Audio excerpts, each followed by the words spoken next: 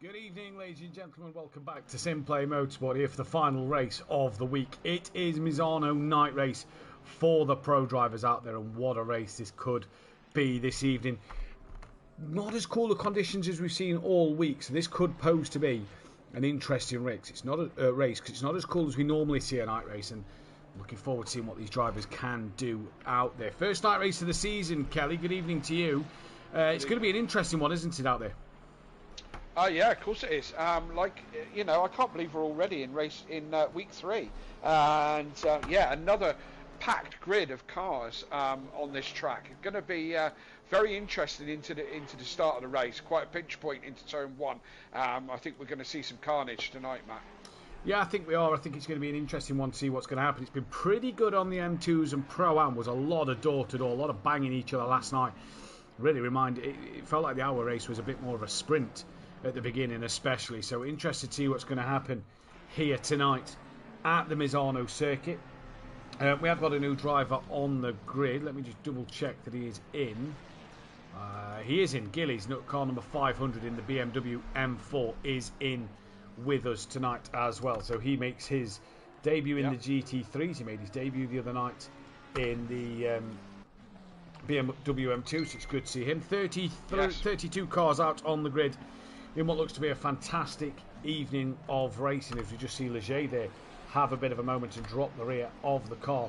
But, Kelly, championship standings, obviously drop scores come into play and will reflect on the tables after this week. So at the minute the tables haven't had any drop scores added to them. They will have by the end of tonight. So Sylph leads by 8 points from Erish, who's not here. Dan Davis is P3, 19 points behind. After a pretty dismal Nürburgring for him, he'll be looking to bounce back in strong form. O'Reilly, though, after a pretty dismal Alton Park, bounced back pretty strong at the Nürburgring. We'll see what he can do here. Then it's Komar in 5th, Clouden P6 from Rizalski. Williams, who's looking pretty quick out there tonight so far, he's P8 from Mezin. And it's Ben Ruck, Mike Matthews, Diesch, Schmidt, Hoopert, Bolton, Carlos, Skunky, Matt Wright, Leger, Overtaker, Hoochhausen, Jacob, and then Ian McGowan. That is your platinum standings, and in gold it is Vitas with a 69-point lead, a real commanding lead in gold for Vitas at the moment, with Michael Harris in P2. Butcher is 3rd from Cairns, with Hibbs, Cardno, Langley, Class, Ramsel, Castro, DeCourt, Smith, Messino, Stardog, Lojek, Manavola, and Gillies then down at the bottom. The team's championship reads as MSA 79 points, MSA Racing 79 points clear of Team Audio Sport, with MSA Autosport in P3 203 points back. So the top two starting to run away with this 3 weeks in. That's pretty impressive from the top two. Schwitzer Racing a P4 from Momentum Motorsport. Then it's Cloud9 Racing, Racing Soft, SimPlay Racing, Team GBR, Quantum Motorsport, Blaze Motorsport, the Casuals, Utopia Motorsport, and Greasy Bandits Racing. The tables read quite interesting though, Kelly, because in that platinum category it's pretty close still. You'd say a good result for one of the drivers and a bad result for the others could really, change that championship quite uneven. But in the gold, Vitas just running away with this at the moment. Yeah, if I was giving away a Driver of the Season award at this early stage, Vitas would probably be my choice for that. He's absolutely punching well above his weight, and so may it continue. Yeah, long may it continue into the season. It's been great to see. Obviously, he came up as runner-up in Pro-Am last year. Really has put some time in to get this pace. He's been fantastic on it at the moment. And we have lost a bond. Has he changed cars? No, he stayed in the McLaren. No, stayed in his same car. So, I think it's good that drivers stay in the same car they've just been promoted in, because I think you've got a confidence in that car to have got promoted from Pro-Am into this field, and this is now going to sort of set you up for this season. So it'll be interesting to see if he changes, in Pro next season, or whether we're still on the Assetto Corsa or not. But it'd be interesting to see what he does. This man, though, on screen at the moment, Hibbs, now is a solo teamed entry of Greasy Bandits Racing. De Bont has had to pull out, so will not be on the pro grid anymore for the season. So Hibbs running on his own in the Greasy Bandits Honda, but interesting at the moment. We see the timing towers, half a tenth separate Hoopert, Dan and Williams, and then you have to go all the way down to P13 for it to be just under a second to Cardno. I noticed last night, Kelly, in Pro-Am that the grid wasn't as close as we've seen in Pro-Am, and it kind of has that same feel tonight, doesn't it? Where we've seen the top 20 odd drivers be within a second, Yeah. You know, that goes to a second and a half to 24th. It's 1.3 to 20th. Misano's just one of them circuits where hard to find a rhythm, hard to find a flow, and that might be what drivers are, why the gaps aren't as close. And it could also be that people just don't drive it as much as they do the Nürburgs and the Monzas and Spas and stuff like that. You know, it's one of those lesser known tracks, and you know, it is. I personally, I like it. I think it's. I like the way it flows, and I like the way I can really abuse the curbs, and I think it gives you something back. You know, but it's not for everyone. And yes, you're probably right. That is probably why it's reflected in the times. But you know, I'm looking at the top. I'm reckoning anybody in this top 6 is a worthy contender for race wins tonight. Yeah, quite possibly so. More the feature race than I think the sprint. I mean, I think the sprint is going to throw everything wide open. Obviously, the reverse grids. I think it's going to make it just a little bit more interesting. I think around here, with them times being a little bit spread out, we could see a lot more cars in a lot more closer action throughout this race. Obviously, with that 25-second pit stop, drivers aren't going to want to take tyres in 15 minutes, so it will be 25 seconds in and out. And it's more that feature race. Qualifying is going to be, I think, quite crucial around here. Yeah, I mean, it's a little bit of a strange one, isn't it? The first sector, particularly, I think the start of both races is going to be very interesting. Yeah. You've got very much a pinch point into turn 1, and then you're through 2 and 3, and then you've got a very slow double right-hander followed by a left-hander, and until you get onto a long straight. So sector 1 is hectic, very hectic. There's a lot going on, and 32 drivers all trying to go forward. I think. Yeah, the start of the races is going to be very, very interesting. There's a couple of overtaking opportunities. Probably the best one, in my opinion, is probably down into the hairpin on the middle straight. You get a good traction out of the left-hander and onto the middle straight. You can get up the inside in the hairpin, but it's defendable. There's multiple lines there. You've got the long back straight, which has got very, very fast right-handers, and then a kind of medium speed right-hander. So there's a very crucial braking point towards that medium right-hander just as you get into a heavy braking zone. And track limits are going to be an issue again tonight, Mathew. Yeah, indeed they are. We saw in the M2s the other night that track limits wasn't that much of an issue, but that's obviously due to the slower nature of them cars. But I think me and Langley last night counted 8 to 10 drive-throughs across the night with a couple of stop-goes as well. And no surprise. I don't feel like we're going to see a significant drop in that. I think there could be tonight round about the same number, maybe a little less with the pro drivers, but it's so easy around it, especially when you're trying to... Well, it's easy to try and steal it, isn't it? It is, but especially, Kelly, when you're trying hard to overtake another car or defend from another car, just easy to just push them limits a little too hard. Yeah, and you know that section, that double right-hander, and then into the left. I mean, I know myself that I abuse the curbs there, something rotten. And again, that is one of the track limit places. You know, it's very easy to just think I can steal that little bit on the curb, give myself a better exit to try and challenge the guy in front, and then you ping up a track warning. So it's I think it's one to be. I think you're quite right. I think we could have a lot of drive-throughs tonight, but really these guys are pros. Surely they'll be all right. I think that's just the nature of racing. I think you see it here in the real world, Kelly, to be fair. Of course you do, If you want to look at one man tonight, and for you viewers in the chat when the polls go out for who you think is going to win race 1 or whatever, Kieran O'Reilly has 6 pole positions and 5 race wins at this circuit. The next best driver is De Silva, Ratchid, Will Friedman and Richie Michelle with 1 pole position and 2 wins. So Kieran O'Reilly around here has been incredible and very difficult to beat. Who beat him in one of the races? O'Reilly took all 3 poles and 2 race wins on Tuesday. Hooper took one of them race wins away from him. I think it was in race 2 in the BMW M2s on Tuesday night. But still, just an incredible job that Kieran O'Reilly does around this circuit, and proving that drivers. I think this is a track, because it's more known for its motorbike racing. I think this is a track that if a driver really gels with, he can get the best out of it. Do you know what I mean? I don't think it's one of them where a car will help you around here. I think this is more the driver can get you a win or a pole around this track. And that's what O'Reilly seems to be doing at the moment. 6 poles, 5 wins. And that is all really down to his capability and what he can do in a car.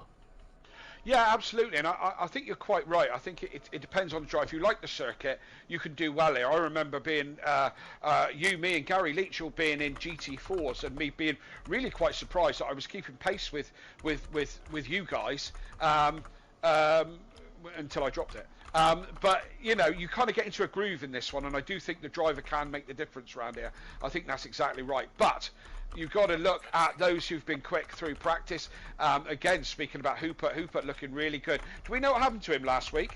Why he retired?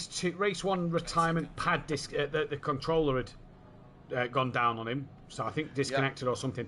Race 2 was family emergency or something, he said. So yeah. Right. So interesting one. Evening to Chris, Audio Sport, Fury's Grandad, Langley, Williams, Gary Clarbel, Rob Smith, Tips. Steve is awake. I believe that is Gillies in the chat there. And to Tank as well. And a big shout out to the stewards and the commentator, says Tank. Well, thank you for the kind words. Tank, Rob Smith saying that the way the pros abuse the curbs and limits anyway, there could be more tonight. It's going to be an interesting one to see. Steve is awake. That is Gillies. Says I don't feel like much of a pro at the moment.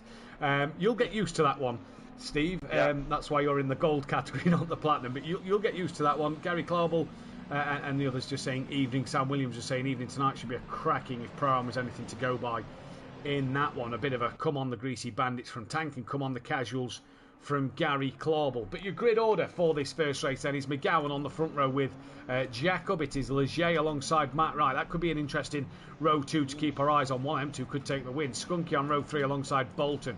Hoopert on row 4 with Schmidt. Mike Matthews on row 5 with Ben Ruck. That'll be another interesting row to watch out for, because Ben will want to hurry up and get past Mike as quick as possible. And we know Mike loves a good defence, so see what he can do against the youngster. Mizin and Brandon Williams. That'll be another interesting row. P11 and 12. Rosowski alongside Clouden with Komar alongside O'Reilly. And then it is meant to be Dan Davis. But I think Dan must have had a moment because he's dropped down the order 2 places. So it's meant to be Dan and then Sylph.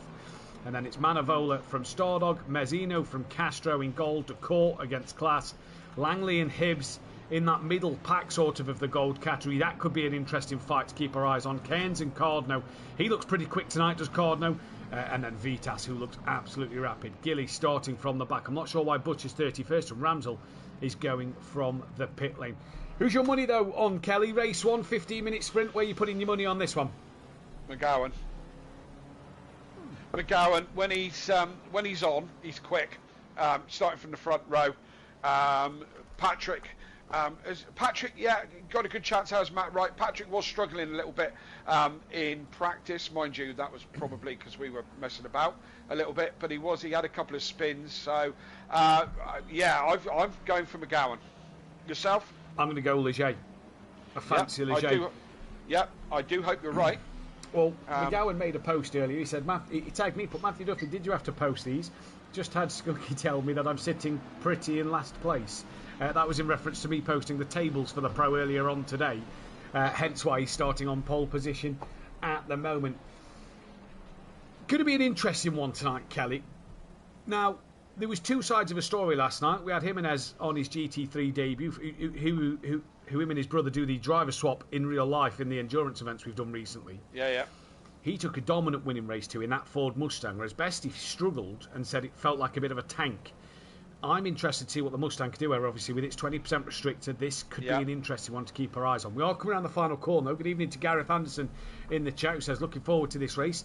And for round number 4, we're about to get underway. It is Jacob versus McGowan on the front row of the grid. Leger pretty much really up the rear end of McGowan. It's green and go here for the start of round number 5 this season. Leger gets a pretty good jump, follows in with the leaders, breaks a little early though. That's allowed Matt Wright to come back around the outside line. And this is now going to all get bunched up into turn 2. This is what Kelly was saying about the first sector. really is a technical part of the circuit. Leger's already moved up into second place. A few drivers just running a little wide in the background. The 444 back in the pits. Not sure if that is at his class, so him and Ramsels had to go from the pit lane. But Leger already moving up into second place in this one. Good start from the Dutchman. He's got the other casuals car of Skunky behind him in this race at the moment, and Jacob coming under pressure from Bolton, Hoopert and that of Matt Wright, and even Ben Ruck, as Mike Matthews had a dreadful start. He's being swamped down the order. Yeah, a little argy-bargy in the double right-hander, missing had a bit of a moment. Oh, sorry, Kelly. Cloudon's just tapped Mike around. So Cloudon has tapped Mike around at the first of the hairpins. Cloudon has waited for ages because Mike got spun right into Cloudon's path, and that's put them two down the bottom end of the field. Yeah, I was going to say, Cloudon actually made some places on the first couple of corners, but Missing had a bit of a moment, but was knocked sideways and then knocked straight again. But had to take avoiding action. But all the championship contenders, Silth, O'Reilly and Davis, are all in very close company at the moment. They are indeed, as Ben Ruck's just gone up the inside of Matt Wright. Where is Silf and O'Reilly and Davis? Well, that is O'Reilly looking up the inside of the inside 18th, yeah. of what looks to be Silf. Where is Dan Davis? Just in front of them there then. They've got Misano sticking to the back of them, and a lot of cars pulling into the pit lane early on in this race, getting out the traffic early doors, yeah. And that is them all diving into the pits. But O'Reilly going to try and stick with Dan Davis's Lexus. Going to be pretty tough around here. Dan Davis looking onto the back of Comar into turn one. Can't get anything done through there, not close enough to Comar at the moment. Bolton attacking the back of Jacob, and here comes Hooper looking on the inside line of Bolton. Can he follow Jacob in that defensive line that Jacob is taking? Gets up the inside a little bit, has to avoid it in the back of Bolton, and that's put Hooper on the back foot. He's got Ben Ruck and Matt Wright sitting with them at the moment. There is a gaggle of cars in the pits. 1, 2, 3, 4, 5, 6, 7, 8 cars in the pit lane, nearly a third of the field, as here comes Matt Wright to have a look up the inside of Ben Ruck into the hairpin. Can't do that. Dan Davis having a look around the outside, the longer way around of Comar. Puts him just on the curb on the outside. If Dan's kept that car there, he'll have the inside line for the next hairpin. He couldn't quite slot in behind Comar, and I think that's worked out in the better for Dan, although Comar's a little later on the brakes. He's run deep himself. O'Reilly looks like he's going to get Comar on the exit, and indeed he does, side by side. Has O'Reilly just got him yet? No, he hasn't. They are fully side by side and together as they come in towards the kinks on the back part of this circuit. O'Reilly has the two inside lines at these two kinks, still neck and neck between the McLaren and the Honda coming through, and Comar just gets tucked in as Silf taps the back of O'Reilly and goes out wide. Absolutely spot on, Matt. Yeah, I was watching that exactly as you were calling it, and spot on. Out in front, look, McGowan's now pulled 1.2 seconds out of Leger, and Skunky's still staying with them, just there in third place at the moment. And again, Hooper is still in the mix in fifth place. Matt Wright and Ben Ruck, yeah, going down the table he was because he's just got into the pits. And we've now got Hoopert's now having a look around the inside of Bolton. I think he's got him done before the double right-hander. No, it's Jacob. He's just got past Jacob. He'd already cleared Bolton. Yeah, sorry, Jacob. That one, and he's got ahead of Jacob. So yeah. Hoopert now looking racy up into P4. How quick can he drop this pack and get onto the rear of the podium runners in this race? That's going to be the question. Who's your lead pit runner so far? It is that of Schmidt, Williams, Rosowski, Mezin, Hibbs, Cloud and Castro and Mike all pitted. We've now got Butcher, Langley, Silf and Ruck into the pit lane. But a good start here from the front runners, and Hoopert starting to make some moves. Dan Davis hasn't dropped that of Comar just yet. Comar still sitting within about half a second of Davis, but he stayed ahead of Kieran O'Reilly at the moment. That's the big thing for Comar in this one. Yeah, Dan's Lexus looking a bit loose there as he moves out onto the back straight. So Lexus power will then start to charge away from Comar down the back straight. Somebody slow on the inside. Who's that? That's Mike Matthews. Who's being lapped. Yeah, yeah, a bit on the racing line there, but nevertheless staying out of the way of what's going on as Comar comes through. O'Reilly right on the back of him as well, as O'Reilly trying to make up places, trying to go forward a little bit. Yeah, indeed he is. We've got Vitas on the back of Keynes as well. This is for the battle for a gold podium at the moment. O'Reilly in the pits, Davis in the pits. Come to the pits, and in comes Vitas now. So Dan and Kieran in, as is Vitas. And I was saying to Langley last night, Kelly, it is you lose 60-odd%, 65 I think percent of your lap around this circuit because of how quick this track is. So you have a long stop. And how slow. Yeah, how slow the exit is. This is what I mean. With how slow the exit is, now quick the circuit is, especially if you have a bit of a longer stop for damage like Mike may have repaired. You know, we saw last night that drivers was coming out. Look at the track map. Look at where McGowan is, and look at where last place is. Not last place of Mike Matthews, but last place of Castro. They're only one corner separating them. So at the moment, you know, especially when we get into that feature race, that could really play dividends in your race if you're one of them guys who's pitted early on. Absolutely. The pit lane here, both of the cars, it looks like O'Reilly has jumped Davis. They both dropped at the same time, but O'Reilly was further down the pit lane, so O'Reilly out in front over these two's battle in the pits. This pit lane, the exit is painfully slow. You're on the limiter right until the last moment, and then you feed straight into turn 3, which is really quite can be quite off-putting. We've seen some people have an accidents there being unsighted of you know, car on the inside, a car on the outside, so they're away. So O'Reilly gets the upper hand out of that pit stop. Yeah, he does indeed. Can he hold on to it? That's going to be the question. Schmidt is still the lead pit runner in this one from Williams, from Rooks. So Rooks actually lost a couple of places to these two due to the pit stops early on. So them boys pitting early and getting out where they need to be. So O'Reilly is what? That's 1, 2, 3, 4, 5 is O'Reilly. Is Silf now looking up the inside of Dan Davis at the hairpin. And where did that move come from? As he's gone a little deep on the exit though, Dan's going to tuck back underneath, but Silf won't mind that at all because it's going to give him the inside line coming into the next corner. Dan Davis on that outside, going to try and look for the up and under, but these corners aren't that sharp, are they, Kelly? So it's not like you can get the up and under for a car running a little deep on exit. Now Dan, look at the in that Lexus, let's go on to the helicopter camera here so that we can see from the helicam overview, Dan just pulling alongside, Lexus pulling in front there, of the BMW, and his move is fully done now. But look on the brakes, the Lexus and the BMW just make contact a little bit. Silf right around the outside off the circuit. Dan's going to hold that inside line. Can Silf hold it there for the next corner? No, he cannot. Dan is now through. And that was all because of the power. The Lexus brakes really struggling around it. We've seen Dan being caught in practice. I mean, look at how Silf closes in on Dan there under braking. The straight line speed definitely helping that Lexus out tonight. Yep, what it gains in straight line, it loses in brakes, but manages to hold the position. As you say, a Silf is all over the back of that Lexus like a cheap suit.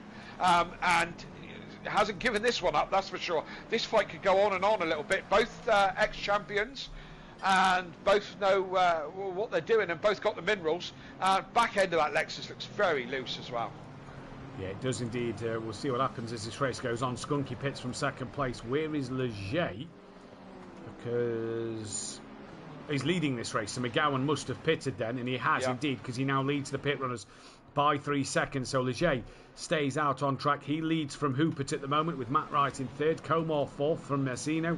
Manavola, Cairns, Cardno, and then De Court as Skunky and Stardog now into the pits. So will Clash choose to pit at the moment? Let's wait and see. No, he's going to stay out, so he will take another place. And what about Rob Ramsell? Got disqualified in the free practice for driving the wrong way. That's where we've seen in the previous seasons in Pro-Am a couple of drivers spin towards the hairpin, and if it takes you across that part of the circuit, it'll give you a black flag for driving the wrong way. Round. Sorry, Matt. Dan's round, dropped it all by himself into at the end of the back straight, and has gone right round, and is now trying to put it all back together as Hibbs goes past him. He's dropped load of places, but just the back end just. That's coming through the kink, if I'm correct, Kelly. Yeah, Dan said he's been struggling there in testing all week, so through the kink, Dan's had a drama. Round he goes. That would have warmed the tyres up a little bit. Not that they probably need warming up. 16 degrees. We've seen some midday races as warm as that, but that has put Dan behind Langley then. In this race, he's down in a net 28th, depending on where. In fact, no, they're going to clear Stardog. Stardog's only just coming out the pit lane now. He's yet to have that P removed from his name, so he's off the limiter. And he'd feed out where Dan and Langley are now. So, so Dan back up to 27th, but he's now got work to do. And after a dismal, as we get a stop-go for Stardog, speeding in the pit lane. Leger and Matt Wright into the pits. Hoopert takes over this lead at the moment. Going to drop, though, down. So a close fight between Skunky and Ben Rook. Ben Rook just done Skunky through the first sector and is on his way after Williams. So, Skunky... it was a nice little battle, actually. Nice bit of door-to-door stuff. Very clean from those two.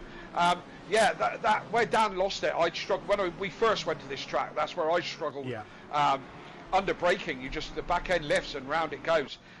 This track does throw up some surprises, Matt, doesn't it? It really does. It really does indeed. McGowan's coming to the final couple of corners. Leger is away out his box. McGowan's now into the final corner. This could be pretty close between McGowan and Leger here, because Leger rolling and trickling on his pit limiter, but the first two corners are quite slow. So this is where Leger will come off his pit limiter. Watch for Leger coming off that limiter. Watch for that P to be removed. Now, you hear Leger powering out of the pit lane. He'll be at better speed than McGowan, and he leads from McGowan. So Leger is your net pit leader and has done the jump with the overcut in the pits. Great stuff from Patrick there. Yeah, by quite some margin, to be honest. You know, it wasn't exactly close, was it? So, good job from Patrick. As I said, he looked like he was struggling in practice a little bit, but he seemed to have sorted that all out and brought his A game when it matters. He has indeed. Dan has got past that of Langley then on track at the moment. We're watching Kieran O'Reilly on the back of on the back of Bolton. Matt Wright's behind them in this one, and O'Reilly ahead of Dan and of Silf in this championship fight with no Airesh. Obviously, drop scores will come in, so Airesh will score no points for his drop score, so he will at least gain points, if you will, on others by having a drop score of 0 come the end of the season. But O'Reilly will now know that tonight is a key chance to score good points, put what happened at Alton Park to bed, and that can be his drop score. Absolutely, and that's how you start planning out your season with this whole drop score thing. You start, looking at worst case scenarios and all the rest of it, and that one will be me drop and so on and so forth. So as long as you don't have too many bad rounds, it can work out quite nicely. But if you start having lots of bad rounds, then it's it doesn't work quite so well. He's attacking the outside of Bolton, Kelly, through the penultimate corner, coming into the final corner. There you go, Bolton on the inside, O'Reilly right around the outside, puts him over the sausage curbs, gets the move done at the end. So O'Reilly through on Bolton. We've got Keynes and Cardno coming out the pit lane at the moment. That is for the battle in the gold category. Stop go cleared for Stardog as Matt Wright was then attacking the back of Bolton there. And did Matt Wright get through? No, they're still side by side having a great little scrap between the Ferrari and the McLaren, and Matt Wright has to wait once more, and he's got Silf gaining on him in the background. So Matt Wright looking racy with these boys at the moment. Keynes is off the limiter and he's back out on circuit right ahead of Misano then. So Keynes is your current gold leader before the other, or net gold leader before the other drivers complete their pit stops from Misano, and then it is Vitas running in third place. Hooper in the pits. We've got 4 or 5 drivers who haven't pitted yet, so they're going to have to do it on the last lap, leaving it very, very till the last absolute minute. They'll get round in time, it won't be a problem, but Hooper in the pits now. Be interested to see where he comes out, because he was gaining on the leaders. He's still stationary at the moment. As soon as he starts to move, I'll let you know, and we'll see. Where's Leger on track? Just coming into the third from last corner at the moment. The long right-handed hairpin into the penultimate corner he goes. Hooper's just on green, so he's away now.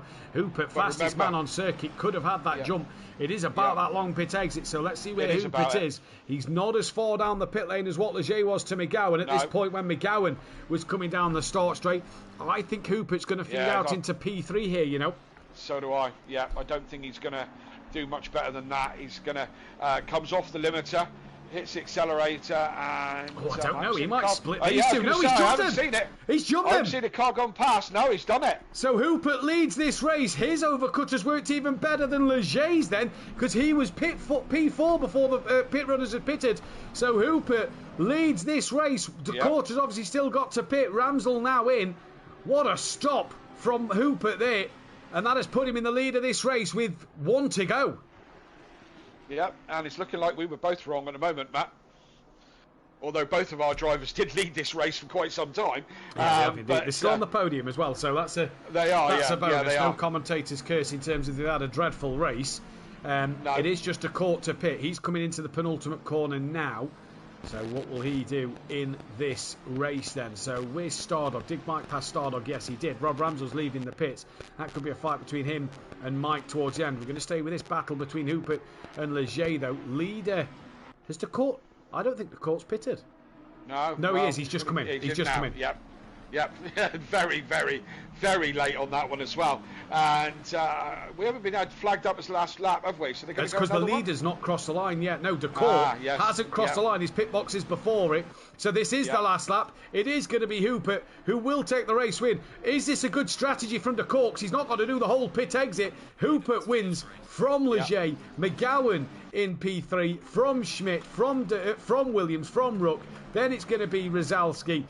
From Kieran O'Reilly, with Comar in P10, Skunky P11, from then Bolton.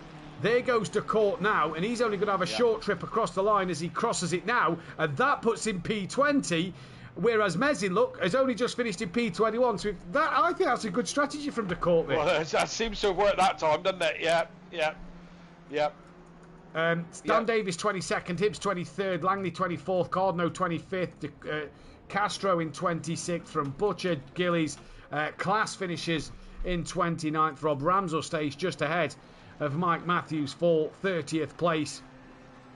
And Mike, after being spun around, I assume will not be happy with that one and will be a bit disgruntled and want to go again. But Rob Ramsell P30 and Mike Matthews 31st. That is the end of race number 1. Don't go anywhere, and we'll be right back with race 2 in just a moment.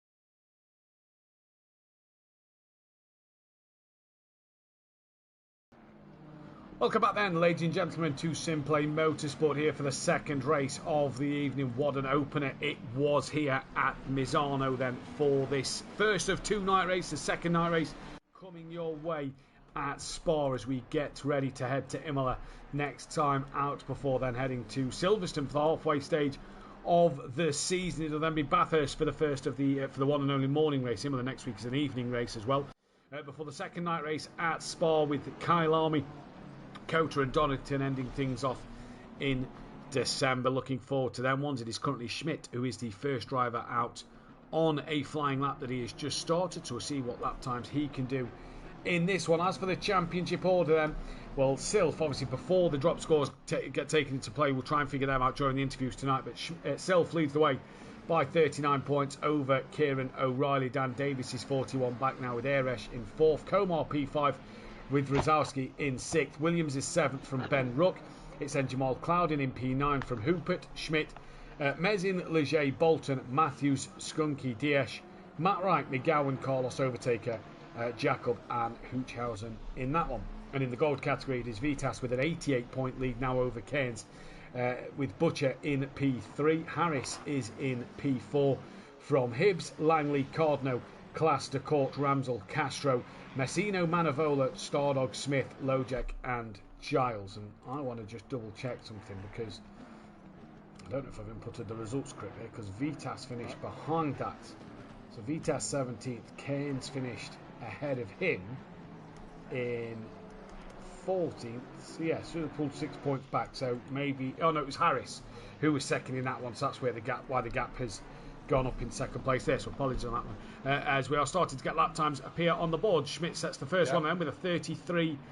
Well, it was a 33.8, but Silf and Hooper have absolutely gone and like battered that machine, one. Yeah, like a fruit machine. He's still dropping down the order as time's come in. Yeah, absolutely. And if you look at the track map, it's like lots of little ants running around this very strange circuit. So, as usual, they're all out there trying to jostle for position, trying to find a gap to get a good run in. And as I said, just coming in time after time now, and as I said, just tumbling like a fruit machine as these guys, as I say, try and find space. This is really tricky. This is the problem with such a big grid, Matt, isn't it? Yeah. That these drivers got to think about it a bit, which we like, of course.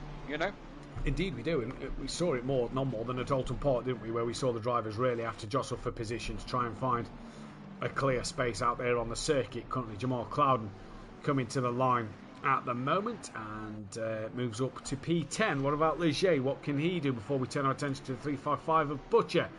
We'll not see where Leger goes here, as he didn't set a lap time in the end, so we're waiting for Butcher to come around now. Stardog in the pits. Car 2's had a yellow flag. That is Mezin. He gets back underway into the penultimate corner. Still not many spaces on that circuit though, Kelly. There's a few gaps to drop into, isn't there? But not a lot. No, who's got the biggest? Dan is behind Komar, and he's giving him a flash of a light. So you can flash all you like, Dan. He's got a right to be there, but how do you go about it? Do you drop back and try and get a better lap? I tell you, the one who's got probably the most space is Vitas. Has got loads and loads of space in front of him, and unfortunately, by my screen, he's on an invalid one. So yeah, but he's still got plenty of space in front of him. Who else has got a good gap? Number 12, whoever that is. 12 is what's he called? He's got a big gap, so that's him. So is O'Reilly, actually, which is very useful for him, being that, as we said, this is his circuit. So O'Reilly, wearing the number 1 plate, he's got quite a gap in front of him as well. But your race 1 winner setting the pace at the moment. My outside tip for the championship, without being an audio sport driver. Yeah. With Drive It Like You Stole It Hooper, who's the quickest at the moment, and hopefully, last week didn't get any points on the board, so that won't be helping his championship, but tonight, so far so good. And we'll see if Dan now goes into P2. Williams in there as well. We haven't had a chance to speak too much about him. He was quick in practice, but of course he was in the middle of it all. Race 1 now goes 3rd quickest in that Mustang and we were interested to see how the Mustang went round here. Yeah, we was interested. He got P5 in the race as Kieran O'Reilly exits the final corner, comes to the lap to the timing tower, and goes quickest by 0.08 of a second from Hooper. Dan Davis next up. Can Dan find any more time in that Lexus? No, he can't this time around. We're going to try and pick up the 56. If I can find the 56. That is Williams. Here he comes. Williams to the line. What is he going to do? Stays where he is. Where's Mike Matthews down in 18th? He's the next man to cross the line on a valid lap and stays P18. 229 next up, that's Cairns. Yeah, Williams had that cracking half a season, didn't he, in the Mercedes-Benz? Gone to the Mustang, obviously, with the bop now that's been added to the Ford Mustang. It's going to be interesting, isn't it, to see what he's going to get out of this car now this year. Yeah, well, it wasn't looking so shabby last week, was it? It was quite a contender last week. But I want to point out that you were quite right in what you said, Matt. The top 10 separated by a second, not like the top 20 or 25 as it has been in previous weeks. You know, it's and this is not a hugely long track. So, yeah, there's quite some gaps tonight compared to what we have had at the beginning part of this season. Yeah, indeed there is, as it's now the top 10 to 9/10 of a second. We're going to try and pick up the 500 coming towards the end of the back of his lap. That is the new driver of Gillies. He'll be finding his feet a little bit, trying to keep himself out of trouble. Moves up to P27. Who is car number 2? That is Mesin, as Chris is saying. What is Mesin doing tonight? What is going on tonight? Ben has been hit again, says Chris. Rob Smith, get him to report it. Chris will have a look. And Jimenez in the chat saying, finally here, just got home from uni. Well, welcome, Jimenez. Congrats again on the win last night. And yeah, in you come. Let's pick up the number 7. I can see coming around the final corner. Is there going to be any improvement for Cord? No, P16 at the moment. Finds any more pace? Not this time around, he doesn't know. Car 28 next to cross the line. That is Messino. And does he improve? I don't know. Just come out the final corner. Sorry, I had to take a quick drink there because I felt like I was going to cough. And he does improve up into P16. Now we've got a gaggle of cars of class coming to the line. He moves up into 12. Heck of a lap there from class. Matt Wright's coming in. Still only got to find a small amount of time, and you jump up several places. But Matt Wright's found 0.4 of a second, moved up 6 places. So it's still only a small amount of time you have to find to really climb up the ladder here. Yeah, Ben Rook's still without time on the board, and time's ticking down, so he's got to get on with it and get himself a lap on the board. Keep the comments coming in the chat. It was really quite quiet in race 1, mind you. Not that we had any time to read them out, but please do keep the comments coming. We love to hear from you. It makes it part of how we're so bloody brilliant. It does indeed. Gillies towards the line now. Ben Rook, next man on a lap. So we'll go to Ben in a moment. Gillies improves, goes up to 26th. Ben Rook, what can he do in this session? And he does improve. And not only has he improved, he's gone up to P number 5. Oh, that's more like it. Ben's back in the hunt now, and but he'll be wanting to have those 3/10 and send it to O'Reilly. 5th is a lot better, but he can still do it going a bit further forward. As so could Dan.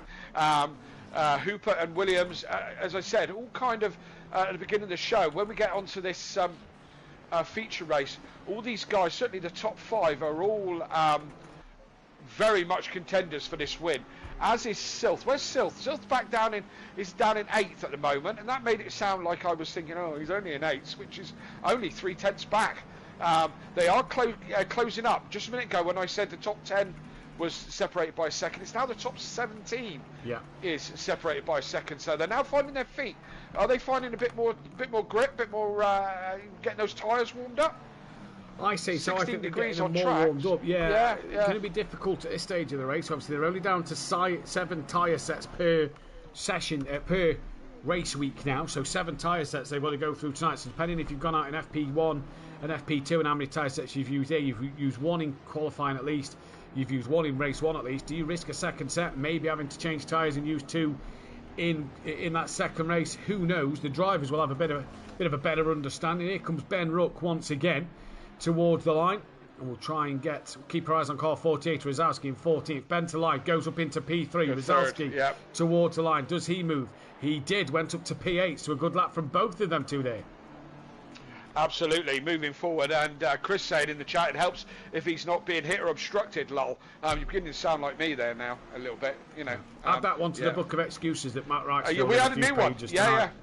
Yeah, we've had a new one that, Matt Wright saying that he got debris.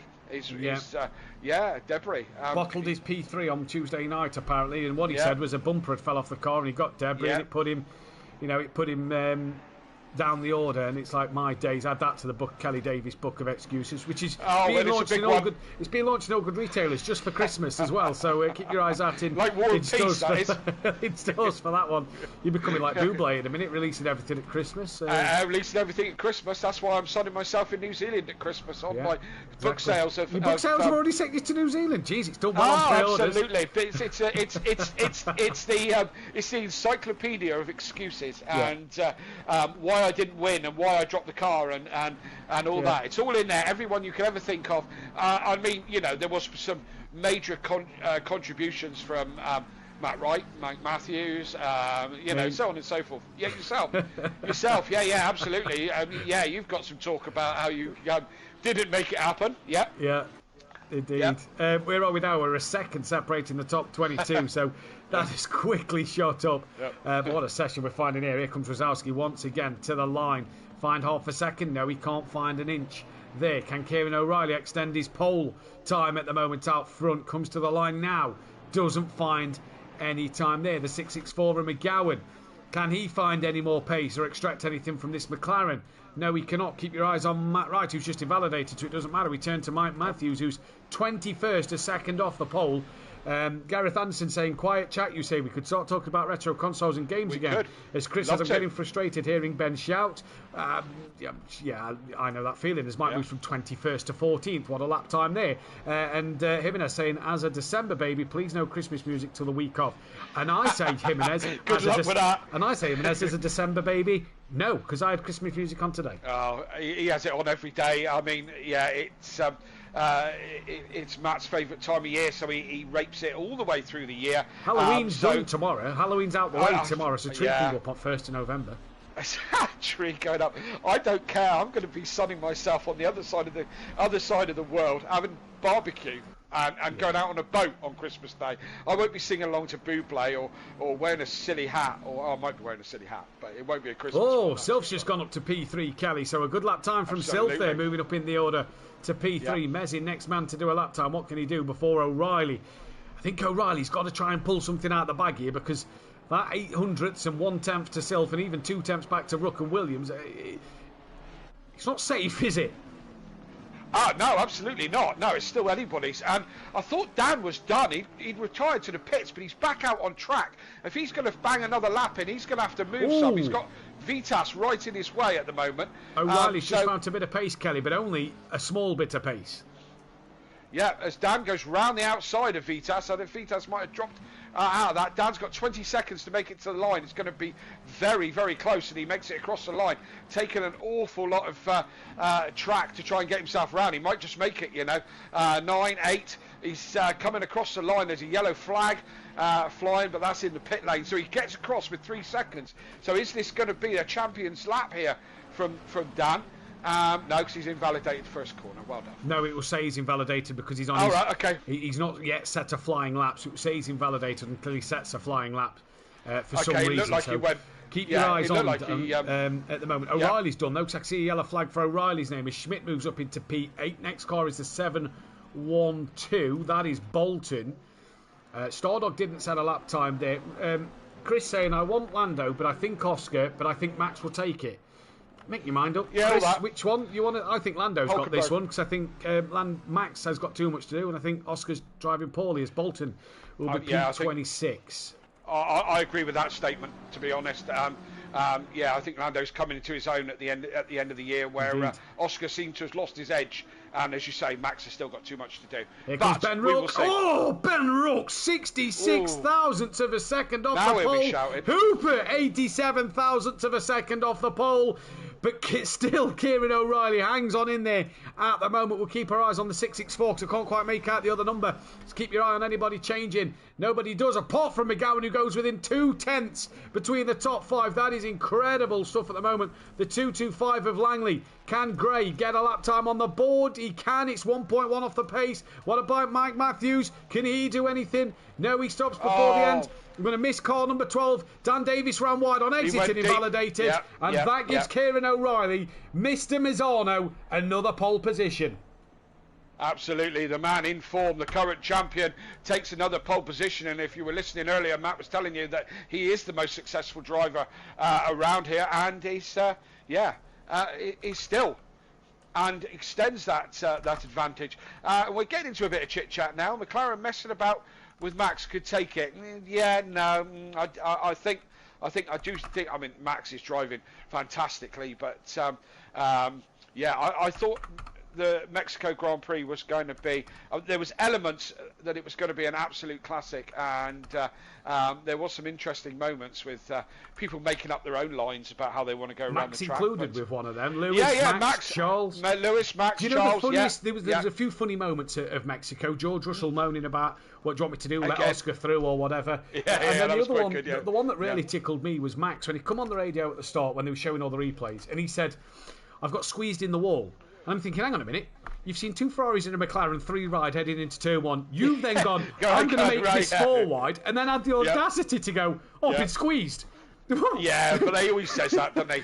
He was. I know, but it was just a comical moment of, I've made it 4 wide, now I'm going to have a bit of a whinge about I'm nearly in the wall here, but and the word questionable, Kelly, questionable lines was happening. One of mine that is questionable. Questionable driving. That's one of mine that is. So, but you're quite right. But what a drive from Ollie Behrman. Fantastic brilliant. Result. Yeah, brilliant. Yeah. Now I'll ask you a question. Did you feel Hamilton's penalty was justified? Do you think that was a fair penalty? And if yes, why didn't others get a penalty? Well, don't they have this kind of hazy gloss over turn 1 kind of attitude? But Max when they feel also like cut a corner just before Lewis cut that section. He cut the section before. So again, I go back to, why did Lewis get a penalty and Max didn't? And also, then to ask another question, I suppose then, why is there such leniency on the first corner? Why not throw the book at them if they do make mistakes and say, look, we're going to throw the book at you and you're going to stop misbehaving at turn 1? Do you know what I say? Bring back lots of gravel traps. They won't do it then. Oh, 100%. You know? 100%. I'm for that. I think Lewis. I'm just Lewis's incident alone. I'm talking about here. I think yes, he should have got a penalty for it because he had a very clear advantage when he got to the other side of the grass, the runoff, everything that he went over the top of. I still don't understand in this day and age why we can't have a transponder type affair. That when these cars do go off track, that they are seriously cut back on power, you know, which would also eliminate track limits as well, you know. As I said, it's, you know, there was some incidents. Is the steward inconsistent? No. Maybe not. No, but where is it consistent? So, you know. SimPlay Motorsport. That's where it's consistent. Brilliant. And moving swiftly along. Red Bull and Ferrari lawnmowers. Yeah, I know. Well, Red Bull definitely.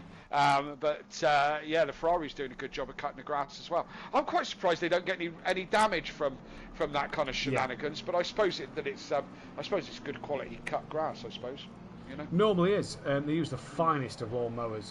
Probably the very best. Yeah, the very best. Honda powered, as always. Of course. All the best lawnmowers are. Exactly. But all the best GT3 cars are, and that's why I'm defending champions in a Honda. Yeah, that was a brilliant little link. That was brilliant. Hey. That was. Yeah, that was. You've done this for a living, haven't you? Just a bit. Yeah, just a bit. Yes, indeed. So, Formula One. Yeah, the kind of Mexico one. I tell you what really did rattle me was all that booing at the end. Now, I don't care. You know, if your favourite driver is Lando or Max or whatever, there is no room for booing in sport. Nowhere. You know. I'm fully with you. I'm fully with you. I don't think Lando's drive justified booing. I think to win by 30.5 seconds, and it was the biggest win since Max last season. I think it was Monza or Hungary last season or something. I can't remember. It was the biggest win since then. I didn't feel like Lando's drive justified the booing. Whether you like him or hate him, I think you have to tip your hat and respect what every driver does. You know, Lando buried everybody in a wall to get 30.5 seconds in front and didn't get penalties. I'd understand the booing, but he didn't do that. Honda sales. But no. Yeah, gone right up. But we're about to start this race, Matt, so we can chat hot lawnmowers all night, and we have done in the past, so let's see. Round number 6 about to get underway. Race 2 of the evening. It is O'Reilly versus Rook. We said that a lot last season, and O'Reilly looked a little bogged down at the start, but I'll tell you who didn't. Hooper looks to make this 3 wide already, coming into turn 1, and he does. Squeezes by O'Reilly, taps the back of Ben, and O'Reilly Hooper spins himself. He's caught out McGowan and Dan Davis off on the grass already. So there's dramas at turn 1. McGowan and Dan in the wars. And somebody's taken the Lewis Hamilton line there as they cut right across turn number 2. Not sure who that is, but they have gone right across turn 2. But a good start from the top 4, who've all got a juicy little gap. Let's drop down into the midfield. Not a lot happening back here at the moment. Couple 3 wide. Hooper looking 3 wide through the end of this first sector. That's Butcher, who's had a spin on the inside line. And a few more spinners and stragglers. And Dan nearly gets caught out in that one again. It has to be on the grass.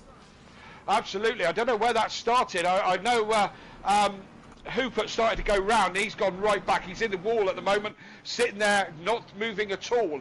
I know Hooper started to go round. He collected McGowan, then Dan was in there as well. And, I don't know. Yeah, I'm hard to know quite what happened and how to keep up. It'll be an interesting one to see back what happened in this race, but all we can tell you is it's O'Reilly from Ben from Sylph, with Williams in 4th, Rosowski 5th from Comar, Mezin, Clouden, Manavola leading in the gold with Cairns in 10th, 2nd in gold, Mike Matthews up to 11th from Vitas, Messino, Class, Cordno, Bolton, Hibbs, Langley, Leger, Matt Wright, Castro, Gillies. In fact, Castro's actually lost out of place 2. Not quite sure who that was. It was Rob Ramsell, I do believe. Yes, it's Ramsell. So Ramsell, then Gillies. And then it's Jacob Schmidt. Dan Davis on the back of these already from McGowan. Stardog.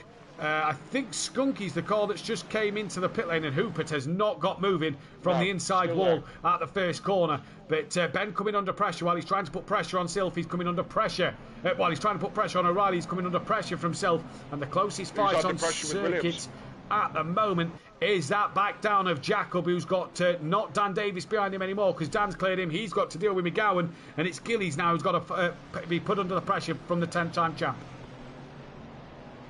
Yes, indeed. So really tight at the front. O'Reilly from Rook, from Sylph, from Williams, Rosowski, a second and a half back, and they are going close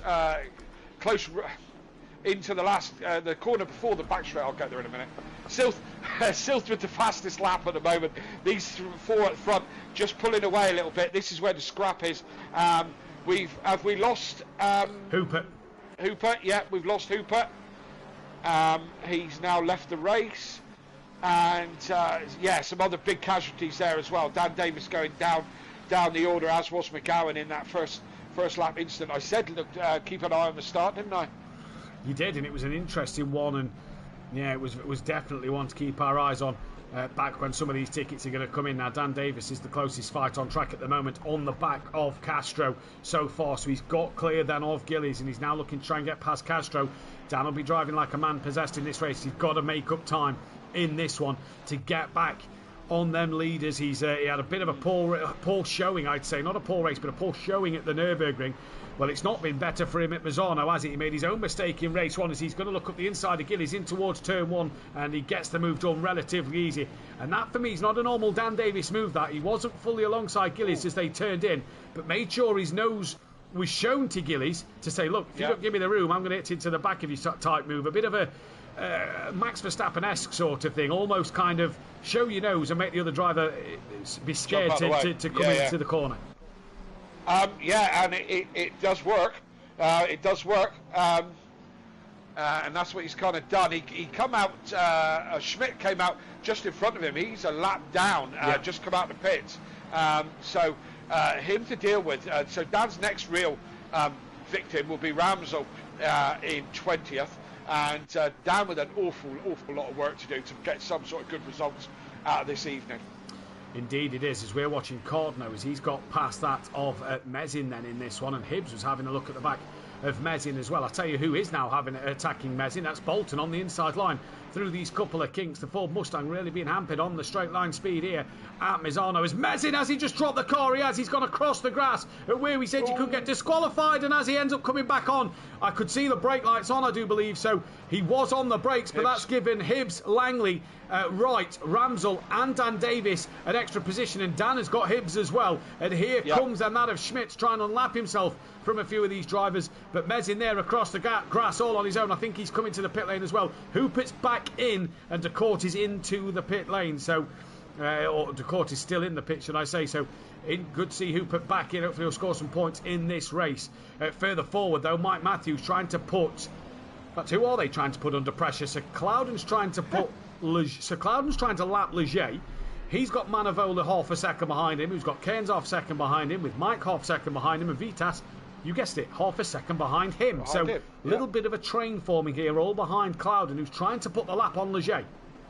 Yep, Dan just putting a move on Rob Ramsell, chased him a little bit offline on some of the corners, and he goes down the inside into the hairpin, and has job done as Dan moves up past Ramsell and into a really impressive 19th. Loads to do tonight. Yeah, and he's still got to pit, hasn't he, yet? So we'll see what happens, because the other guys who have pitted and are back out on track, obviously now will be able to unlap themselves from Dan and get back around. So Dan's got to keep it going. He's got to hope he's not got too much damage on the car. That's going to be the other main thing. If we go back to Mike Matthews then getting closer to Cairns, has Leger let Cloudon go? No, he hasn't. Really surprised that Leger hasn't let Cloudon go. Now he chooses to let Cloudon go and slots right in between Cloudon and Manavola.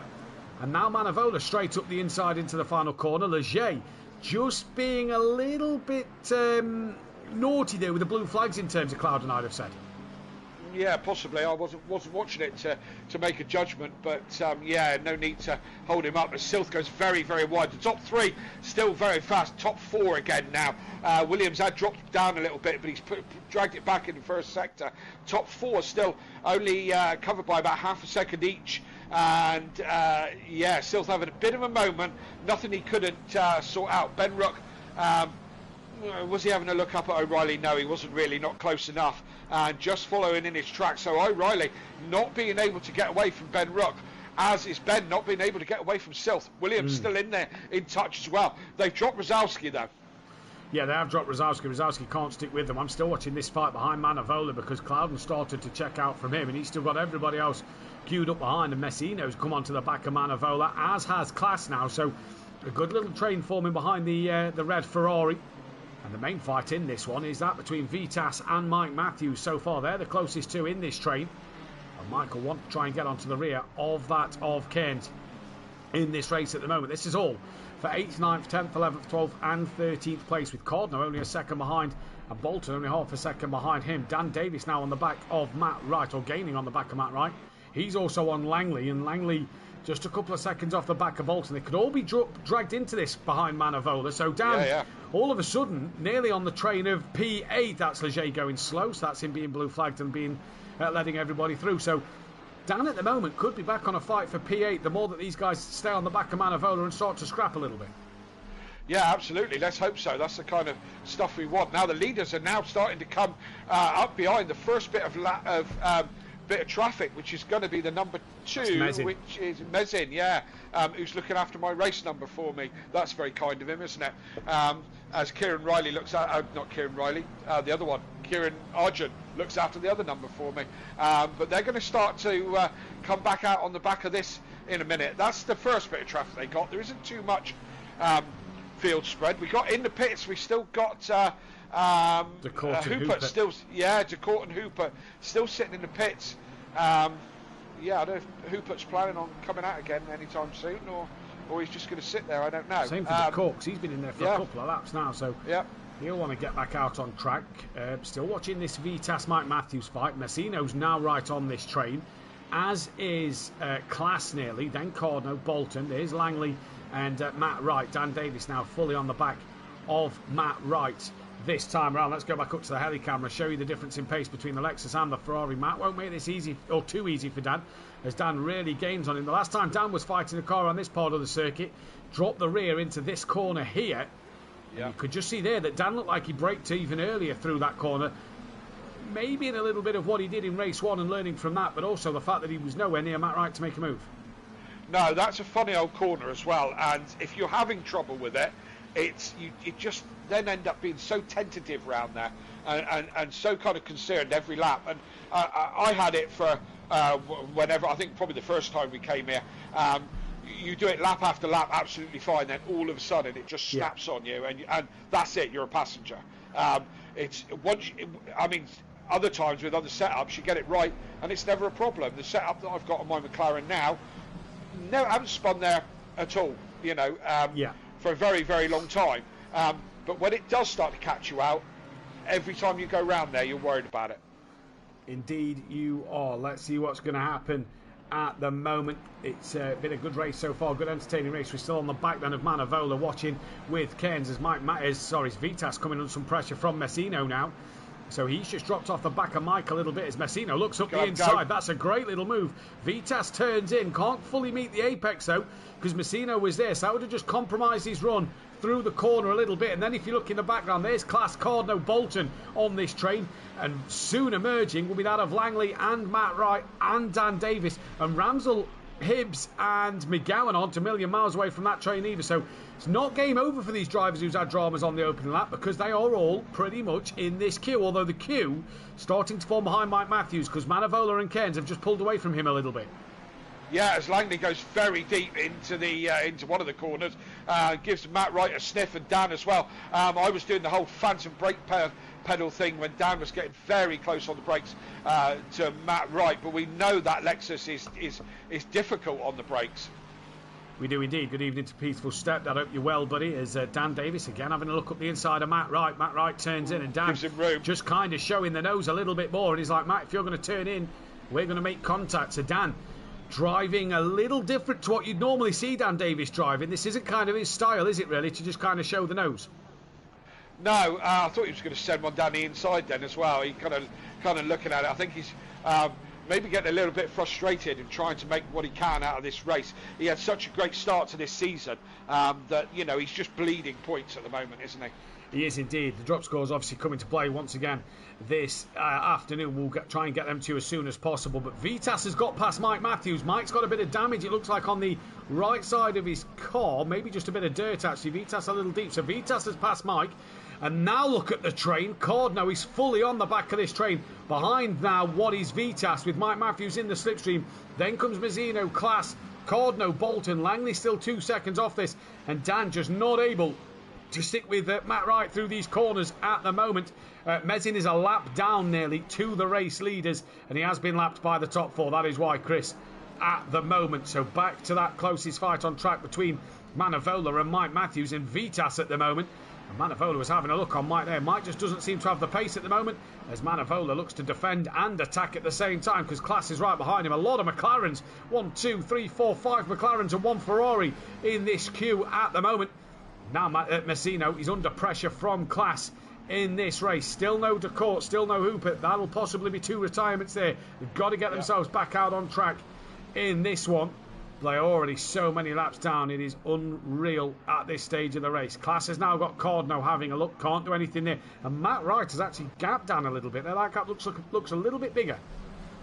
Yes, I mean, we haven't even chatted about tyres this evening, have we? I came into one of the parties on a conversation that with some drivers that were saying they were definitely taking tyres. We haven't spoken anything about tyres or pit strategies for that matter, because you're stuck in this train. When do you call it and say, I'm going to go in early and try and get some clean air? Or is that futile, Matt? I think the problem is, Kelly, and I'm speaking from last night's experience on commentary, was the earlier you pitted, the more you was under the blue flags. And that then you just hemorrhage time yielding time to the blue flags. And especially when you've got big packs like this, you know, if you come out ahead of the leaders, you've got to let 4 cars through.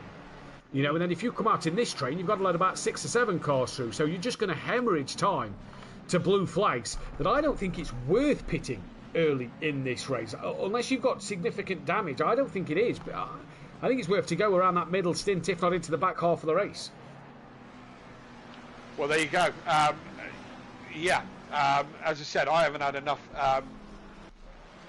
input. Dan's past Matt Wright. Sorry, Kelly. Dan's past Matt Wright. Just seeing on the track at the moment. So Dan has got clear of Matt Wright at some point. He's now going to chase down that of Langley, who's nearly on the huge train in front of him. Yeah, absolutely. So when Dan gets to Langley, which isn't taking very long, that gap has already come down quite significantly. Dan's pulling in Langley quite quickly.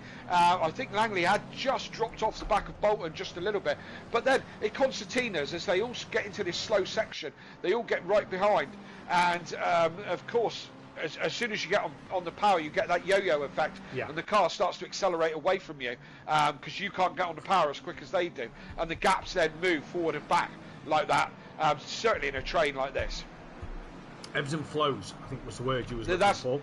That was the phrase I was looking for, but you know, it didn't come to me, did it? So let's see Langley. Currently gaining, he's just a second outside of Bolton at the moment. He's got Dan right behind him. Dan went a little deep under braking there. He gets it turned in, so Dan just struggling under braking and flashing Langley on the lights there. I just think that's just distraction. I think so. Yeah, I don't think there's nothing in that. He's not been close enough to Langley for Langley to have done anything. And here comes Langley. Dan's going to look up the inside line of Langley. Langley turns in. Dan's not alongside and. No. Dan's just sticking this nose in. This is a different side to Dan I've not seen. I'm not going to lie. I think this is Dan. Langley's put his rain light on. So there is no rain forecast. There's no rain. Don't worry about that one. But Langley's got his rain light on.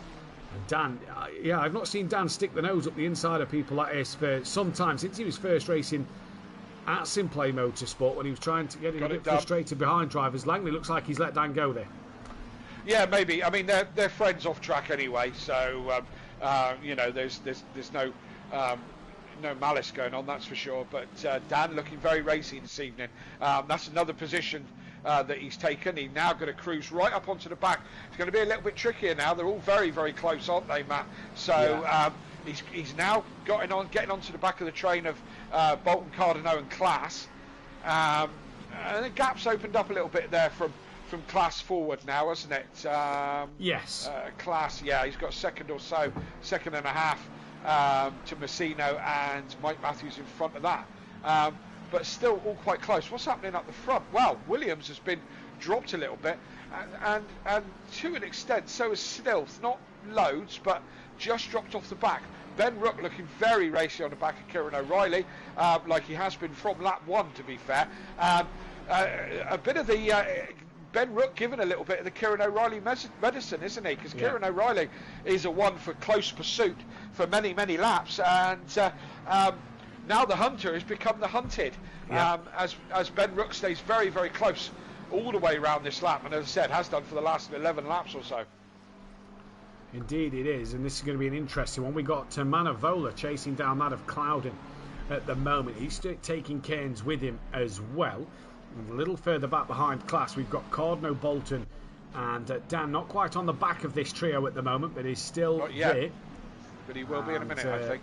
This is going to be an interesting one. This is going to be tougher for Dan to get through, I think, because these three are all having a good fight for position. So unlike Langley, who's probably just going to try and use Dan to get onto the back of these guys aren't going to do the same thing. I think Class is struggling, and we know that... who's in there? Cardno. I think Class is struggling a little bit, and I mean, Dan, hang around for a minute.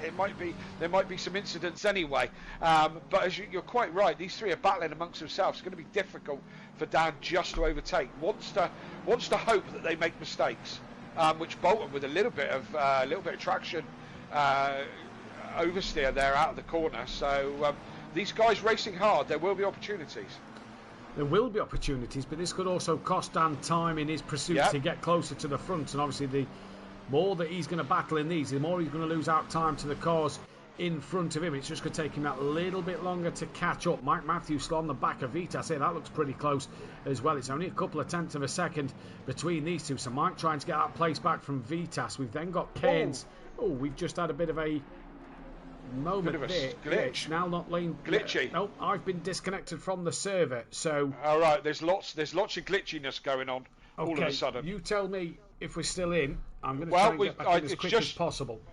Just you, I think, at the moment. We've got some glitchy stuff dropping around. Dan Davis, I was on board with, Bolton moving around and all over the screen and so on and so forth. We seem to have stopped now for whatever reason. I don't know why these things randomly happen.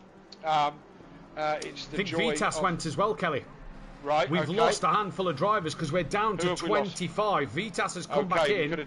He's in the pit lane. There's no DeCourt, so he could be one. We'll try and figure this one out. So it's O'Reilly from Ruck, from Silf, from Williams, Rosowski, Comor, Clouden. Mike's now 8th because we lost Vitas. Cordno no longer has Class in front of him. Yeah, he's gone, So he's gone. That's Bolton, then Dan, Langley, Matt Wright, McGowan, Hibbs. No Rob Ramsell. So Rob Ramsell's also had a disconnection. He's now back in. Cairns also had a disconnection. He's now back in. Yeah. So a little bit of a moment there on the server that has kicked a few drivers. Or kicked a few drivers and me. Yeah, and I mean this kind of thing is really annoying as Dan goes down the inside of Cardno. Cardno been done by Bolton and now done by Dan as well. And this kind of a thing is really annoying. And this is the joy of 35 people trying to all be in the same place all around the world, and little things happen. But you know what? Sometimes I kind of see that we don't really get engine failures and stuff like that. Do you know what I mean? Mechanical. So where the real world gets engine failures and things like that, which is really disappointing and just in the lap of the gods. Then we get server and internet issues that give us the same sort of problems. But for some people, like the likes of Dan, that's moved him up about 6 places. He's overtaken a couple, to be fair, but he's gained about 6 places as he gets very, very close to the back of Bolton. He's going to having a go at him down the Bolton goes to defend, goes very much over to defend, gives Dan a car's width, but I think Dan's got the legs on him as he goes to the inside. He's going to have that tighter line for this hairpin. So Dan drags out to the outside, and Bolton having another look. Oh, we had another glitchy moment there on my screen as Bolton tries to hang it round the outside. Dan still with the inside line, should be able to power out of that corner quite convincingly, and finally Dan has got the job done. Bolton putting up quite a fight though. Yeah, Bolton has put up quite a fight. We also lost Manavola and Misano in this race. Them two are yet to get back in to the lobby, I'm noticing. And so interesting at the minute. Williams on the back of Silf now. Tell you, it's helped out massively as well. Langley now leads in gold. So yes, it's helped Dan out get back into the top 10 quicker than what he was expecting, but it's also put Langley into the lead of gold. And we said about pitting early. Cordno's just come out of the pits. He's been lapped by the top 4. Yes, indeed. And Ben Rook now dropped off the back. In fact, the top 4 have now just dropped back a little bit, a second or so, just to, give themselves some breathing space and get into a bit of a rhythm, I don't know, or just possibly losing a little bit of pace. But Williams has pulled back onto the back of Silth, and Rosowski is still six seconds back. So this top 4 in a little bit of class of their own at the moment, and going forward. As you say, Cardano is now the top pit runner, and what was his thinking on pitting there? We don't know. We'll see how it pans out for him later in the race. So a few casualties tonight. One way or still another. no Manavola or Misano in the server at the moment, so that could be retirements for them. I think I'm chatting with one of them in the YouTube chat at the moment, and just to clarify, 75%. The 25% of the grid needs to be disconnected for a mass disconnection. That is 8 drivers for the server to be reset. We lost 5. So therefore, we haven't technically had a mass disconnection at the moment. It is all in the rules and regulations. If you haven't, please go and read them, because it is vital that you have read them coming into these races so that you know what is to happen and the procedures that will be taken if things like this do occur. So 8 drivers needed to be disconnected in that. We only lost 5. So not a mass disconnection at the moment. Well, yes.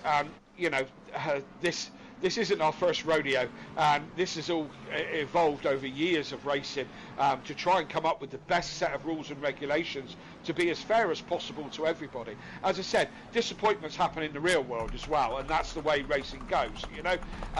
The rules and regulations are put in place, as I said, over years, over 5+ years of us being in different situations where different things happen.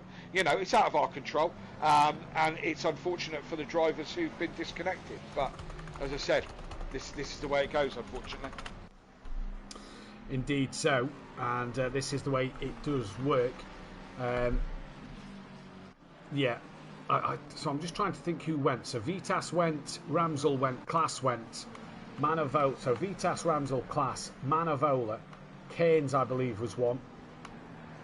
Although where is Keynes? I can't see him. So yeah, Keynes. Yeah. Yeah. So still 7. It can be 7 all it wants to be. The rules state that if one more driver had had a disconnect, that is what would have been. Drive-through penalty now for Mesin. So that's the first one of the evening. First of many, I suppose.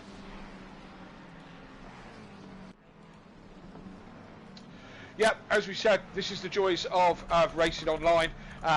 You know, although I've said it before, I'm old enough from retro gaming to you know, never think that this could be possible, that we could race so many people in real time into such close margins as we can with people all around the world, you know, and sometimes it goes wrong, and that's what we've just happened. Yeah, sorry Kelly, I'm just trying to bring up the rules and regulations just so I can specify properly. Yes, indeed. So what's happening on track after all the fun and games, and there's always fun and games, Ben Rook still the fastest man on track, and still close to the back of Kieran O'Reilly. He's going to know all about Hondas, certainly the back end of them by the end of this race, if he can't make his way round it. Now, we have lost... Where's Silth? Has he pitted? Has Silth pit? No, he's gone back down. Yes, sorry, he's in the pits. He's in the pits. So Silth has pulled the trigger and gone into the pits. So that Williams now a couple of seconds back now from the leading 2, and Rosowski still way back, some 7 seconds or so back from that. Mike Matthews still in 7th place. Now got Dan Davis a couple of seconds back from him, but Dan has managed to pass Bolton and is going forward now in 8th place, in a solid 8th place now, actually, considering everyone in front of him hasn't pit. Williams now pulls the trigger and he goes into the pits, half distance nearly in this race. Will he take tyres? As I said, there was talk that you had to take tyres. Oh, Langley's got past Bolton, Kelly. Sorry, I've just noticed on the time teller they must have been identical across the last sector, but Langley has got in front. Williams now into the pits, just trying to figure out who is now missing. So we're back on to 29 and Keynes is back in. So I can't see Klaas again. So I'm wondering if we've lost Klaas one more. I wonder if we've lost Klaas again at the moment. So we will keep an eye on this. And again, I've just checked over the rules and regulations, and I'll read you the paragraph. It is paragraph... where is it? I've just seen. It is paragraph 7.7.1.1. If 25% or more drivers taken the number of actual starters, which was 32, which means we need 8 to have a disconnect, as Bolton's looking up the inside of Langley into the hairpin. Schmidt is a lap down behind them, and Bolton gets ahead. Langley still there, not anymore. So if 20% or more drivers, so 8 would be the number for today, lose connection to the lobby during the transition qualifying to the race or during the race event itself, the lobby will be restarted from the time left in the race, and it would be grid order from when the first disconnection happened. We lost 7 drivers, not 8. So by the rules, you know, we needed one more driver to disconnect. You either come back in or it goes down as no points, but it doesn't go against you as a retirement strike because you was disconnected from the lobby. Bolton back ahead of Langley in this one at the moment. I think Bolton had a moment, you know. I think he had a moment. That's why Langley got ahead of him in the first place. Langley now dives to the pits. So that's that battle over and done with. Okay, well, let's move on, shall we? We've explained the rules, and you know, as I said, it's unfortunate, but hey, so's life at times, and that's where we are. So you know, nobody's going to lose a limb over it. So let's move on, and let's move on, and let's see now. Ben Rook has now pulled the trigger, as Rosowski as well, going for a 50-50 strategy tonight. Yep, Silth pitted a lap before, as did Williams, and Silth is just coming down the start-finish straight now. So let's see where he's going to appear in terms of that with that of Ben's not yet off the limiter. Sylph's now into turn 2, a little bit slower. Ben's now off his limiter, and out he steams from the pit exit, and quite the gap actually, at least over a second and a half to Sylph there, it looks like. So Sylph through. Cloudon's got Mike Mathews chasing him down here. 7/10 of a second. Be watching this time come down from Mike to Cloudon. So interesting at the moment to see what is happening here. Yeah, they had an incident, the two of them in race 1. Let's hope that this one doesn't end up in an incident, but certainly Matt looking very racy. Cloudon's got Carnes in front of him. That would be lap down. Not for position, is it? Lap down. Yeah, exactly right. So yeah, they've got Mike dives to the pits. He's going to go and have pit stop. Oh, as he hits the pit wall on his way in. You don't want to do that. Only Mike could hit the pit wall on the way, and let's be brutally honest. Absolutely. He probably could use that one in the big book of excuses out at all major bookshops now. And, you know, I hit the pit wall on the way in, gave myself 20% damage or something like that. You know, he's got a pit box right. He's got the first pit box. So he gets on his marks, and he's going to take his pit stop. And O'Reilly has taken his pit stop. We didn't mention him coming in, but he is taking his pit stop. He's on the way out. When you come off the limiter on this exit, Matt, it's a little bit sketchy, isn't it? Yeah. You get onto full power, but you're on a little left-hand kink. And it's very easy. You have to kind of get off the power again, not to go wide, and of course cut across. Well, you've got a bit of grass first, and then you've got the pit exit. And Ben Rook was so close, so close, Matt. Kieran O'Reilly just got back out in front of Ben Rook. Ben Rook would be going, oh great, I've got a Honda to look at. Again. Yeah. So it's Comar from Cloudon from Dan Davis, who's going longer in this race at the moment, from Ian McGowan, Hibbs, and then Stardog. Butcher is the last one in the pits. Vitas and Ramsel and Cairns have still got to pit, but obviously they had the disconnection earlier on. That is why they have got to pit. They've got back out there. It's got a shame for Ramsel. He was running up in 19th place. That's a shame for him. But you know, there's a second drive through. And Rob Ramsel, who got disconnected, has come back in. He's got himself a drive-through penalty. He had 5 in a pre-season race 2 seasons ago at this circuit. Well, that's drive-through number 1, Rob Ramsel. So he's got a drive-through. Still got time. And let's be honest, this is the whole point of why we're talking about Project Motor Racing so much. ACC recently and its servers have been terrible. Yeah, absolutely terrible. We had a load of incidents last season. Rob's pulled over. This could be a retirement for Rob Ramsel. He's pulled over into the wall. I assume that's going to be a retirement for Rob. No, don't do it. We had a load of trouble last season, didn't we? Races cancelled, or almost full weeks cancelled because of server issues and so on and so forth. And not just, I mean, PSN also has its moments, and so does whoever you use the servers with, the G-Portal. G-Portal, yeah, they have their moments as well, considering it's something that SimPlay pays for. You know, so yeah, it's annoying, but yes, Project Motorsport on its way, not long now, and I really do hope it's as good as we're hoping it is. Yeah, I think it will be. So that's I don't know if that's going to go down as a retirement for Rob Ramsel due to being back in and then disconnecting after the drive-through. DeCourt and Hooper haven't came out, so that's a retirement for them two in this race. But yeah, so Cairns now moves up to 26th. Vitas, and your gold leader, one that was hit by this, he's 2 laps ahead of Leger. So Leger's got work to do to gain the laps back over Vitas at the moment. Yeah. But still scoring points. He is still scoring points, but at the moment, if you look at the lead gold driver, that is Cordno, on for a gold win. Langley is now second in gold. So at the moment, Cordno's on for a win and Langley on for some good points. Who was Vitas's closest rival? It's that of Cairns. Cairns was also disconnected. Yeah. Butcher, where's Butcher on the circuit? So he's 4th, I think. Where's Stardog? No, Stardog's ahead of him, so he's 5th in gold at the moment. But look at the cars between Butcher and that of Vitas. There's some 7 or 8 cars, 6 or 7 cars between them. So that's huge points for Butcher over Vitas in this. That'll close the championship right up. But obviously, drop scores take play tonight. Where are we in this race? Ben Rook still staring at the back of O'Reilly with fastest lap in this one. Bolton has got Cardno behind him. We've then got McGowan being caught by Langley a little bit here. And then we've got Stardog with Butcher and Castro behind them. And then we've got Mesin and Skunky in this one as well. Hibbs is into the pits. Dan Davis leads this race, but he's got to do his pit stop. Absolutely, and I think it's quite interesting, Matt, that apart from a few stragglers at the back, everyone has pitted except Dan Davis. Nobody is going long. Is that a tyre issue tonight? Do they think they can't make it?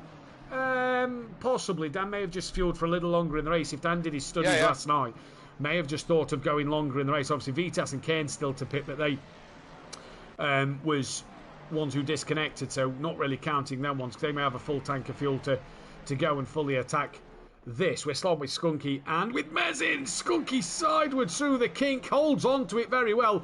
Dan Davis boxes now, and in he comes. So Dan, I'm going to be interested to see where Dan feeds out here, because this track has now fanned out a little bit. Yeah, it is going to be interesting as the leaders, or the net leaders, now come into the final corner. O'Reilly with Ben still on the back of him. Chris saying in the chat that Ben's got it on his wish list. I presume you're talking about Project Motorsport. Yeah, it's on my wish list as well. But tell Ben to get out and get a paper round, and then he can pay for it as soon as it comes out. I don't know how it's going to work out for me. I'm too old for a paper round. I pre-ordered it the other day, thankfully. Yeah, how much is it? I pre-ordered the £85 edition one. Edition one. What? They're different options. Yes, there's a season pass one where more cars are coming to that. So some GT3s and hypercars and stuff. So I got that one. I think the other one's £55 for just the base game. Right.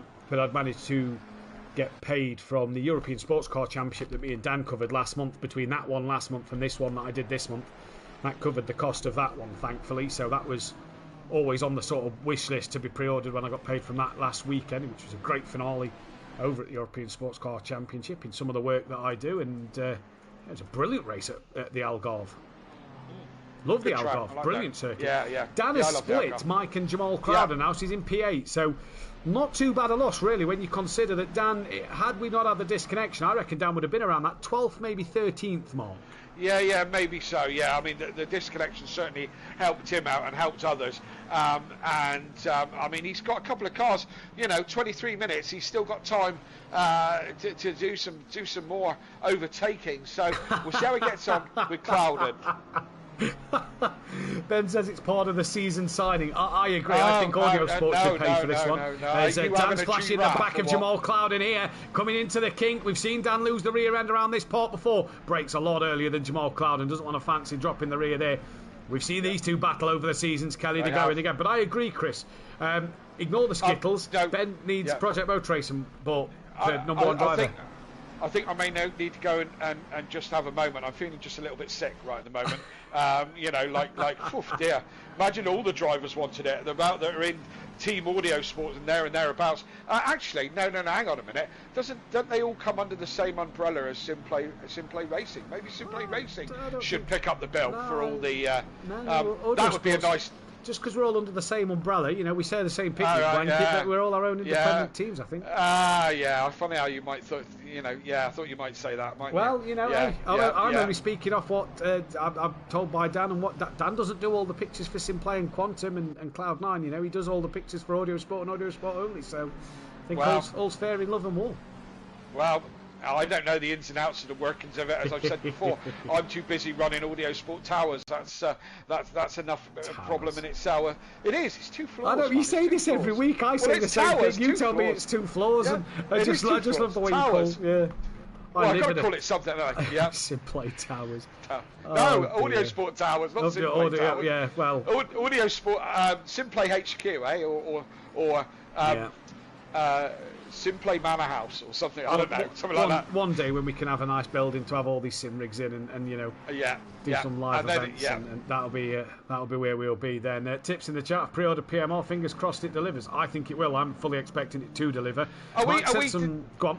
We're talking on digital here, aren't we? We're not talking about a disc here, are we? No, We're I've talking digital down. on digital. Yeah, I can't do anything else with my PlayStation. Mike was looking at some of the setup pictures that somebody had put on the screen. Looks very much like Project Cars 2-esque with a few new addition tweaks that you can make to setups and things. So just kind of gave you that nostalgic feeling. I know Mike also asked about the broadcasting capabilities, and from the gist of it, it does sound like it's going to go back to how it was broadcasting wise, which I thought was brilliant. We've always said, Kelly, that Project Cars 2 had the best broadcasting capability on any sim game we've had. Don't get me wrong. The PS5 version of ACC, since we're able to change the cameras, I think has been a lot better, but I still don't think it's nowhere near the level of what we've had on Project Cars 2 back in the day. As Dan now pulls to the outside line. Sorry, Kelly, on that of Jamal Clouden at the hairpin. Jamal's going to be no fool to this one. Jamal's ran deep though, but I don't mind that from Jamal, because look, he's still going to be alongside Dan. No, he's not actually, but could think of braking later, because that Lexus has got some shoddy brakes. And Jamal, look, gets it hooked onto the apex on the inside line, and through he goes. It's easy to run deep at that first hairpin, because you get the inside line. Yep, now watch, Matt. As Dan gave Clouden plenty of space. I think he expected him to pop into that gap on the inside, and then went deeper and just had the legs with that Lexus. It's the first time we're really seeing this Lexus power this season, isn't it? Well, it is, but look, Dan's braking's put him deep again. This should help him to have the inside line on the penultimate corner, but Clouden's fully alongside on the helicopter camera shots. Dan hangs on to that one, runs a little wide. That could have pinged up a track limit warning. Now Mike's come into play in this party as well. Dan's got to pull away from Jamal here, because Jamal and Mike are so much better than Dan on the brakes. Now it's Jamal's turn to give Dan a flash of the lights, and Dan's just got to hope and pray that these brakes start to deliver, because Dan's braking tonight has been a little wayward and hit and miss, and Jamal knows that if he can get Dan done on the brakes, he's going to be back in front. Absolutely, and this battle is again, they're all friends. They're all friends off track, but all want to be in front when it comes to being on track. So I think Dan is just now starting to get the legs a little bit. Dan's pushing these track limits. I've just seen on the helicopter camera there, Kelly. He's really pushing these limits here, so keep your eyes on that. But Dan now, I think, has got that one done, although Clouden looks to break late and come back at Dan. And nothing can be done there. Dan's now got that one done. Clouden's not going to be able to fight that one too hard. Coming back at them. Clouden's now going to start thinking Mike, because Mike got within half a second. Further down the order, Stardog having a bit of a fight with Butcher here, and this is for P4 in the gold category. Absolutely. In the chat, Chris Rook saying, you don't get rich by spending money, Kelly. Damn right. I'm so tight, Chris, I walk sideways. I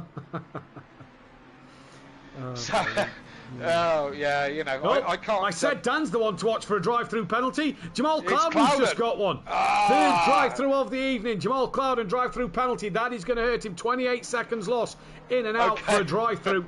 So Jamal Clouden has fell foul to the track limits there. Who's going to be the next one? A little bit of drive-through bingo. In the chat, ping it up. Who do you think is going to be the next one for a drive-through penalty? And my money's actually on Dan.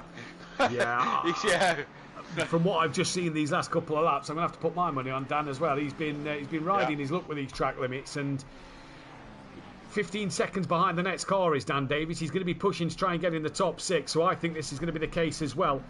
You need to stop saying Dan, says Doug's Balls. Why do I need to stop saying Dan? Don't know why. We've just saw Dan on the track and make an overtake. No worries. He's the one making moves. He's the one who's been doing all the overtaking tonight. We're not watching Dan, we're watching Butcher at the moment, and he's got that is Schmidt, who's a lap down behind Butcher at the moment. So Schmidt, oh no, he's not a lap down, sorry, this is P19. He was a lap down on other cars earlier, dives up the inside, and Schmidt goes through. Jimenez has actually got Dan Stream up. He's got 0 warnings. So how he's got 0 warnings, I'll never know. But there we go. Tyres on. Track limits just sort of all of a sudden make a Lexus-shaped curve around his car when Dan approaches a curb. We wide arched it in the week. It just made the track bigger. Just so Dan had more car. Mezin still fending off Skunky in this one. Vitas has pitted. Ken still to pit. Where else are we? Clouden's done his drive-through. He's out in 15th now and is quite the way behind Hibbs at the moment. That is Cairns he's on the back of, who's a lap down. Jamal's only just ahead of Jacob. at the moment. Cordno still trying to hunt down on the back of McGowan. Yeah, interesting at the moment. I think Skunky and Mezin is our closest fight, so we'll go and watch that one for a little bit. Let's get a driver of the day poll up, shall we? Yeah, absolutely. Rob Smith saying in the chat, every time something exciting happens, bloody pop-up ads pop up. Yeah, I know. That's the victim of our success, Rob. I know it's extremely annoying because, you know, how many different times do we need to be told that Argos are just not do toys? You know, we don't need to, what annoys me probably as much as the adverts themselves is it's the same adverts. And, you know, how many times do I need to know about a super sub, really? You know, I just don't need to know it anymore. So I would just like some variety in the ads. Would be nice. But yeah, sorry about that. That's a victim of our own success, unfortunately. And you know, hey, onward and upward. Yes, indeed. As I've got 3 drivers that I think at the moment have had the best 2 races of the night, but I will put the other option, so that if you pick other, please do comment who you think. And I've gone with Kieran O'Reilly, Rosowski and Ben is who I think have had the 2 best races of the evening. No, I think Dan should be on that list. I hate to keep saying Dan. You say that, but 22nd in race 1, as there's a drive through for Sylph. Sylph now has a drive through, so that is P3 gone for Sylph. You say that Dan should be driver of the day. Driver of the second race maybe, but 22nd in race 1 doesn't exactly scream driver of the day. Well, no, but an exceptional performance in a race, yeah. Yeah, but let's not forget, this vote is based off the day, not a race. I agree that Dan has had a quality second race. I'm not going to take anything away from it. 22nd in race 1 doesn't scream driver of the day for me, and that's where I think Rosowski, Rook and O'Reilly have had the best doubled race results at the moment. As it stands, you know, anything can happen. Anybody can get a drive-through at this rate. And I think they're the ones that I think are looking a little better for that driver of the day vote. Okay, opinions vary. And tell us what you think in the chat. Everyone's free to choose whoever they want to. So, yeah, absolutely. So, it says in the vote, if you've got another, please comment. Yeah. And do we want to play drive-through bingo again? Nobody said anything about Sylph, only Ben and Dan were mentioned, and apparently Ben's got 0, Dan's got 0, so I wouldn't be worrying about them too much. I'm not going to lie, sorry Kelly, as McGowan's got up the inside of Bolton now. This is coming down the back straight. McGowan looking up the inside of Bolton in towards the 2 kinks here, fully side by side. I think McGowan's got it done through the first kink. Yes, he had, good move there from Ian McGowan, then moves himself up into 10th place in this one. McGowan could easily be driver of the day for that race 1 podium, and now in the P10. P10, not the best. Rosowski's been he was spun right round, mind. Yeah, he was, but again, yeah, I don't know. O'Reilly, Ben and Rosowski have had 2 top 10s, and then they're going to get a win and a podium for Ben, and a 4th and a 5th I think it was for Rosowski. I think it's been a little bit better than McGowan over the day, but hey, that's only my opinion. O'Reilly's next. He's gone off a few times. It's a bit slow in the middle sector, says Chris. So right, okay, well, I tell you what, if Kieran O'Reilly got a drive through here, that could be criminal. Sylph has came out, by the way, 2 seconds clear of Dan. So Dan's now going to try and hunt after Smith for Sylph for P6 in this one.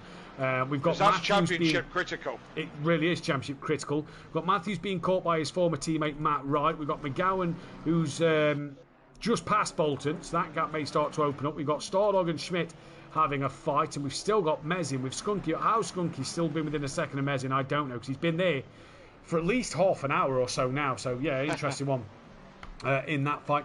And we've not really seen too much of the front fight, because although Ben's been close to O'Reilly, he's not really looked to overtake O'Reilly, has he? Whereas there's been fights happening elsewhere, and Ben's just kind of been pretty content with second place, I'd say, because he's not looked to really attack Kieran. No, he hasn't. I mean, content to take second place. Well, I don't know about content, but certainly hasn't done anything leery or silly. That's for certain sure. And maybe he's thinking if he puts enough pressure on Kieran O'Reilly that he'll crack or have a drive through. Good luck with that. But what There's no point in making a move and throwing away a good result. Not if you're looking at a championship. Here we go, Kelly Schmidt up the inside of Stardog at the kink, side by side coming into the second kink. Schmidt gets that move done.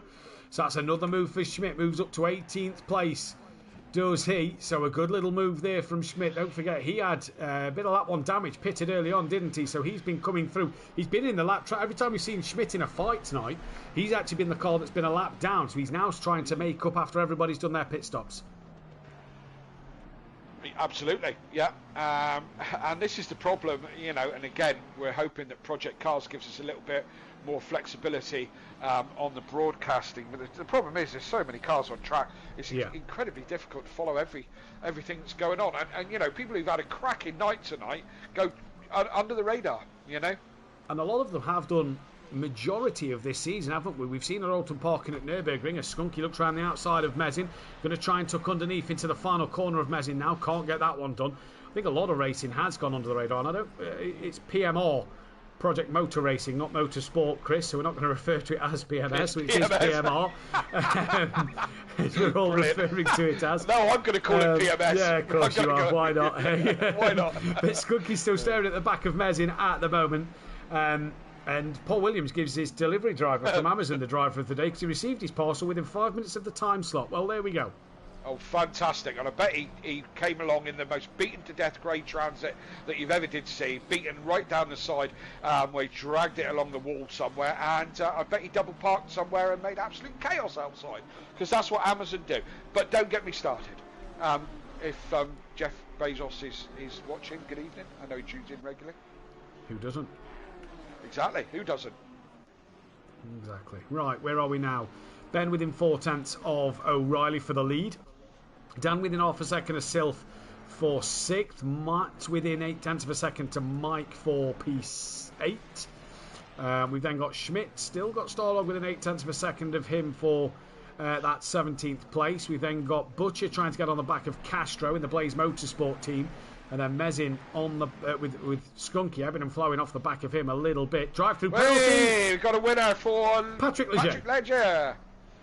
Yeah. So there we go. Leger with his time penalty now, as Dan now within 0.2 of Sylph. So this one could get spicy with 8.5 minutes to go. Absolutely. And do you think they had a meeting at oh God, who does Project Cars? Who's the coding company? I don't know the coding companies for Project Motor Racing. Anyway, yeah, Project Motor Racing. Do you think they had a little discussion? They said, "Oh, let's call it Project Motor Racing or Project Motorsport."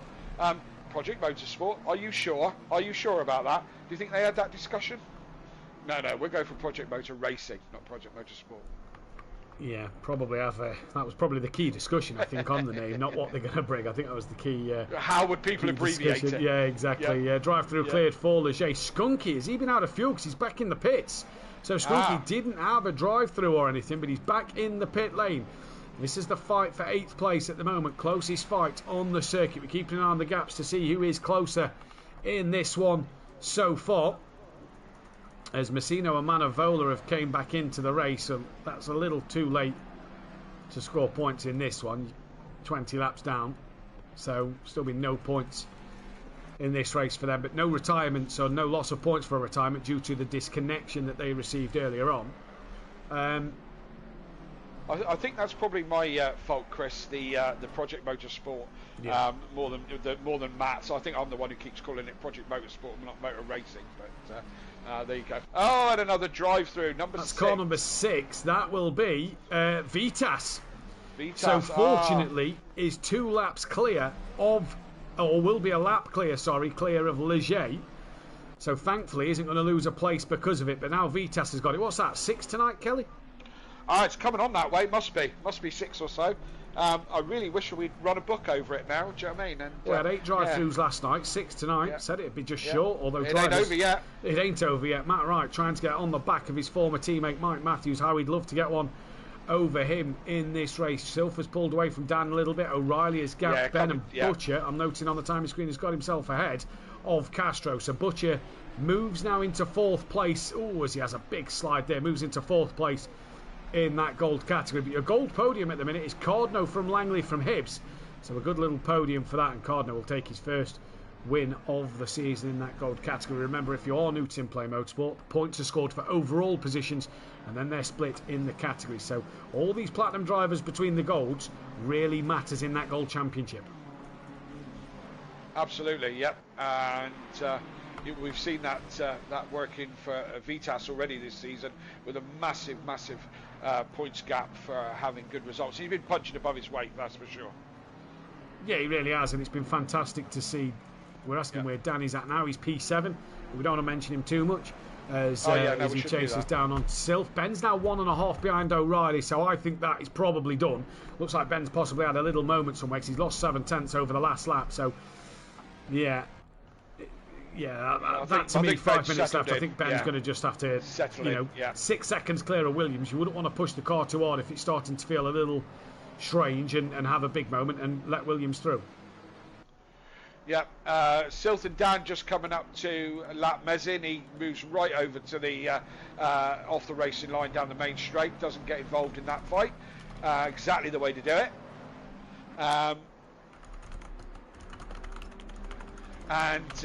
So this battle continues. So Dan getting a little bit closer to Sylph. This is one of the closest battles on track at the moment. Hibbs also close to Cardinal at the moment, and as you say, it looks like Ben Rook has settled in for that second place, and why not? Dan flashing his lights now at Sylph and trying to distract him a little bit. Good luck with that. Sylph knows his way around this a little bit. He's probably not probably looking at him saying, what are you flashing lights for? And we have another one.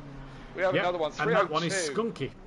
So Skunky. I was going to say Skunky. But I always thought it's mean to pick on somebody particularly, just randomly. That could really give Vitas an extra opening here, because where's Skunky? Just come through the final corner. Vitas on the opposite end of the circuit, maybe not for Vitas there. That's Mike Matthews just ahead of him. Mike's got a bit of damage on the inside of his car, so Vitas going to have to be careful here as he tries to unlap himself from Mike. He's got Matt right behind him, who's trying to put a lap on him. Back to this battle for 6th between Sylph and the Lexus. The Lexus. Can't refer to him, can we? He will henceforth be known as for the remainder of the season. So Sylph and are going at it here for 6th place on the circuit, and the Lexus doing a pretty good job. Lovely Swiss flag on the front of that Lexus. But a lovely M4. You say it's the nicest car on the grid. Yes, pretty as, absolutely. I so wanted one. I so did, but I can't make it go quickly. Not that I can make anything go particularly quickly, but that's 2 seconds behind my McLaren. So we stuck with the McLaren, but I do love it. I think it's the prettiest car on the GT3 on the GT3 cars. I have to agree with you. To be fair, I'm a gorgeous big M4 lover, especially in the right livery as well. Yeah, I'd really like to drive one in real life. I think, the road going version, I think it's probably quite some car, as most of the M series are. So Lexus 4 tenths off the back of Sylph. He has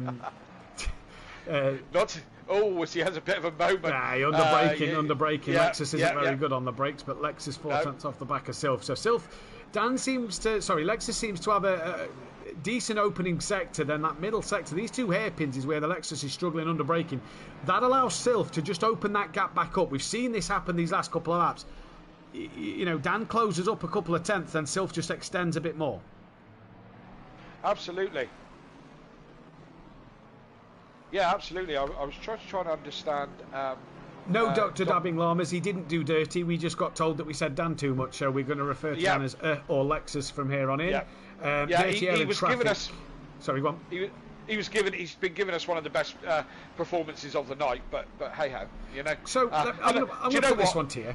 Dan, Lexus may kill me for saying this, but when Tom Ingram has a bad race, gets put to the back of the grid, or Ash Sutton has a bad race, gets put to the back of the grid, fights their way through, somehow finds themselves on the podium. It's kind of what Dan's done tonight, isn't it? But they're exciting races. That's why they talked about. Look. I'm not going to apologise for mentioning Dan. Oh no, 100%. Because he happens to be my son, and I don't actually care, because this is what I do for fun. He's doing the most overtaking. He's doing the most action racing. So I'm not going to apologise for it. I take it all in jest, because this is, as I said, what we do for fun. So and he's put on a great show this evening. as has many other drivers we talk a lot about. Yeah, indeed. Matt Wright is now 4 seconds behind Mike. Yeah. He's possibly made a mistake, so yeah. Well, leaders on the final lap. Langley's within 3/10 of Bolton here. So has Bolton made another mistake that could open the door for Langers in this one? See what's going to happen there. O'Reilly has started the final lap of this race. So we'll see what these guys can do. And in this one, at the moment, it's going to be an interesting one to see what will happen at the end here. Yes, indeed. And I think Dan's opportunities are running out, and I just think Silth is just a little bit too much of a wily old fox to be letting Dan mug him off in any way, shape, or form. Yeah, you know, they're both ex-champions and both know their way around this track particularly. So you know, I don't think Dan's going to be able to put one over on Silth in this last lap. But up a track limit for the Lexus there, because he was very, very wide over the curb. It's a big car. It's wide. Do you know what? I'm really beginning to like it a lot. And again, that's not a Dan thing. I'm just really getting used to looking at it and thinking, you know, I kind of said it's nice from the rear, but it's a little bit ugly at the front. I liked it when we did the 24-hour event. I was in it, and it was very nice to drive. I've driven it. It's a lovely car to drive. Yeah, absolutely. Sounds nice. You know, I love that. Yeah. Right, well, we're going to cut to O'Reilly. She's coming into the final corner of the lap. And Kieran O'Reilly, Mr. Misano, 7 pole positions. It was 5 race wins. It's race win number 6 at Misano for Kieran O'Reilly. What a job from him. Ben Rook, P2. Solid result from Ben. Williams, a little further back. That's going to be a solid third place back on the podium. What's happened, Kelly? They bang doors. They're going side by side. That would be Dan and Silth. And Dan is round. They touched. And Dan put a move down the inside on the back straight. It came to handbags, and Dan got knocked round. I don't think he's going to lose any positions, but I don't know if they're going to both take that in good spirits or not. But Silth comes across the line in 6. He takes the position, and Dan, as I said, lost nothing really. But with a flash of lights, I think he's reasonably happy with that. You know. I'm sure he'll be happy with his comeback drive there. Here comes Mike Matthews for P8. Solid result for Mike in this one. Matt Wright, P9. Best result of the season, I think, for Matt Wright, so he'll be pleased with that. Ian McGowan, P10. Good result. Good night for McGowan tonight. Bolton's going to come across for 11. A few of the back runners have finished. Drive-through again for Jamal Clouden, so he's got 2 drive-throughs. The bonus for Jamal is he'll only lose 1 place to Jacob because Schmidt has already finished this race. So Bolton P11, Langley, your gold winner in P12, just ahead of second place. Hibbs in gold, so Hibbs did well. So what happened to Cardno? Because Cardno was leading gold. Langley now gets the race win for that one. Clouden with a 30-second time penalty. Like we said, it's not going to matter because Jacob has finished behind him, and that then will be the way the race finishes. We're now just going to have to wait for everybody to we're just going to have to wait for a little bit because obviously there's a lot of guys in the pits while we do. I've got to get the race results screenshotted, but people have started to leave the lobby, so I've just got to wait for it to tick over again at the end, and I can't save the highlights at the moment as well. So brilliant. So we will try and get you the results in just a moment when we can. As we have so many people in the pits that it's not letting us, it's not finalised the race at this moment, and I hope it does sooner rather than later. Let's see if I can take the highlights now. And I don't really want to move over to Discord just yet because I don't want to miss anything on here. Nope, still can't save the highlights. So, right, we'll be back over on the Discord channel in just a moment.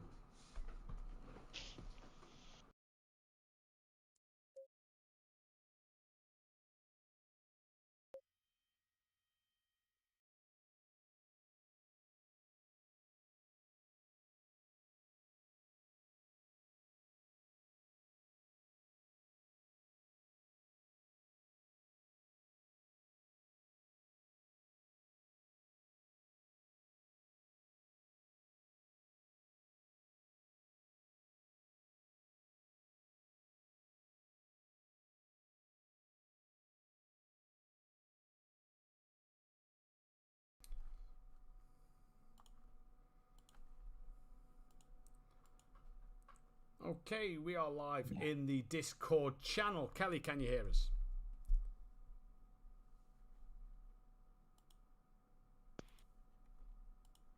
Not sure Kelly, can anybody in the Discord channel hear me? Langers? Can you hear me now, Yeah, Mathew? Got you now, Kelly. I can hear you. And clear. There we go. So yeah. we couldn't sadly take the race highlights from this one. So yeah, that's a shame. We won't be able to do the nice little YouTube shorts next week. Kelly, start us off in the interview room with Brandon Williams in P3 while I input the results and do the drop scores. Mr. Williams, how are you? Good. Well, how's that for you? You were right in the hunt of it at the beginning there, weren't you? In your own words, tell me a little bit about your night. One, I think I could have. Well, first of all, congratulations to O'Reilly and Yep. Nick. They were literally nose to tail there for most of the race. So well done to them. Yep. From my side, another bad pit stop. That's Right. that cost me a few seconds, but I don't think I had the legs to catch the boys up front. Yeah, a bit more preparation would have helped, but yeah, I'm happy with P3. It's nice to Yep. be back on the podium. Yeah.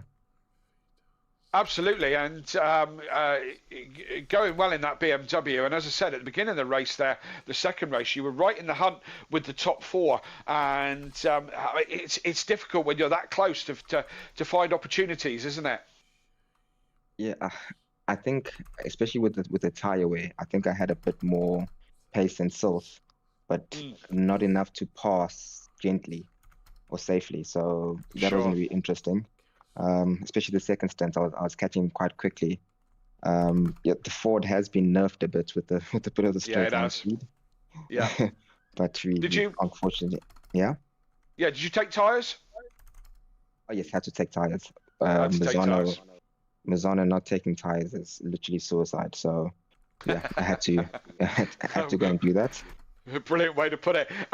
We move to Imola next week, don't we, Matt? Imola? We do indeed, yeah. I believe it's Imola next week. How are you round the classic Italian circuit of Imola? It's one of my good tracks. I think it's a bit different now that I'm assuming the Ford will get another 20% power reduction, so that does make it a bit harder to pass. But Yeah. I think with a bit more practice than I've been putting in lately, I think it should be competitive. Okay, good. Well, we look forward to you putting in the hours this week and yeah, being close to the front again. Congratulations tonight. Thank you, and like I said, well done to the top two. Absolutely. Absolutely. Oh, okay. Who are we on? Sylph. I was going to say he's not in here. Ben Rook, number one audio sport driver. How are you? All good. How's Excellent. that?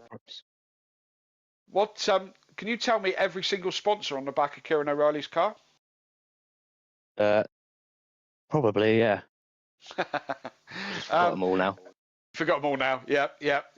A distant memory. So you spent most of that race, pretty much all of that race, within half a second of O'Reilly. Tell me what were you thinking? Were you waiting for a mistake, or do you just feel that you'd never had the opportunity to throw one down the inside or to make that move? Both of those things you just said, and that I Right. don't want to get a drive through. That Good- was the good main point. thing, because I got one last season and it dropped me from like P4 to like P8 or something like that, so didn't want to have the same thing happen again.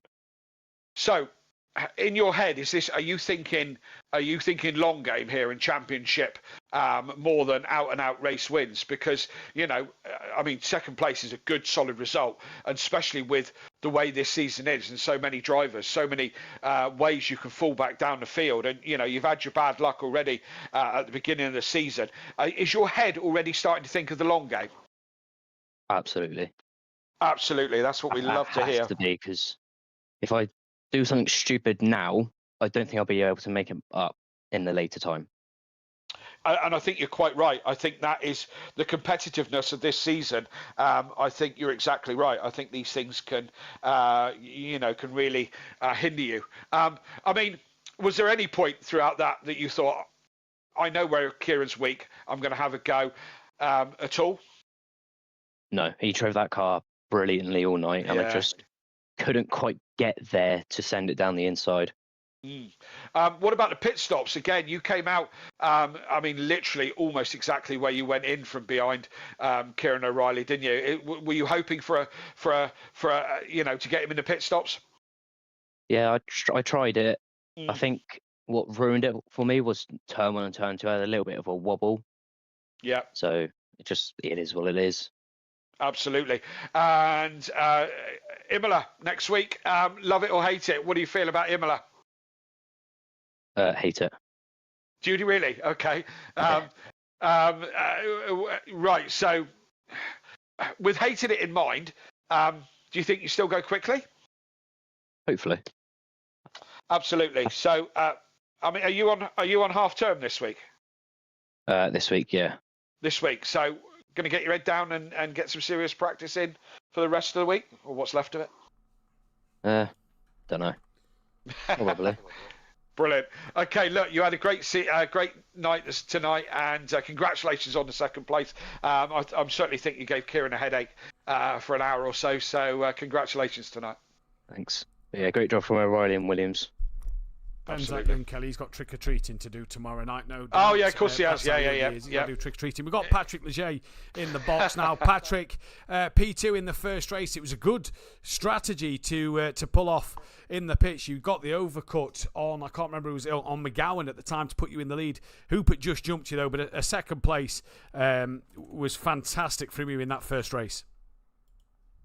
Yeah, definitely. I mean, I know the overcoat and Misano is quite strong, especially if you have no dirty air.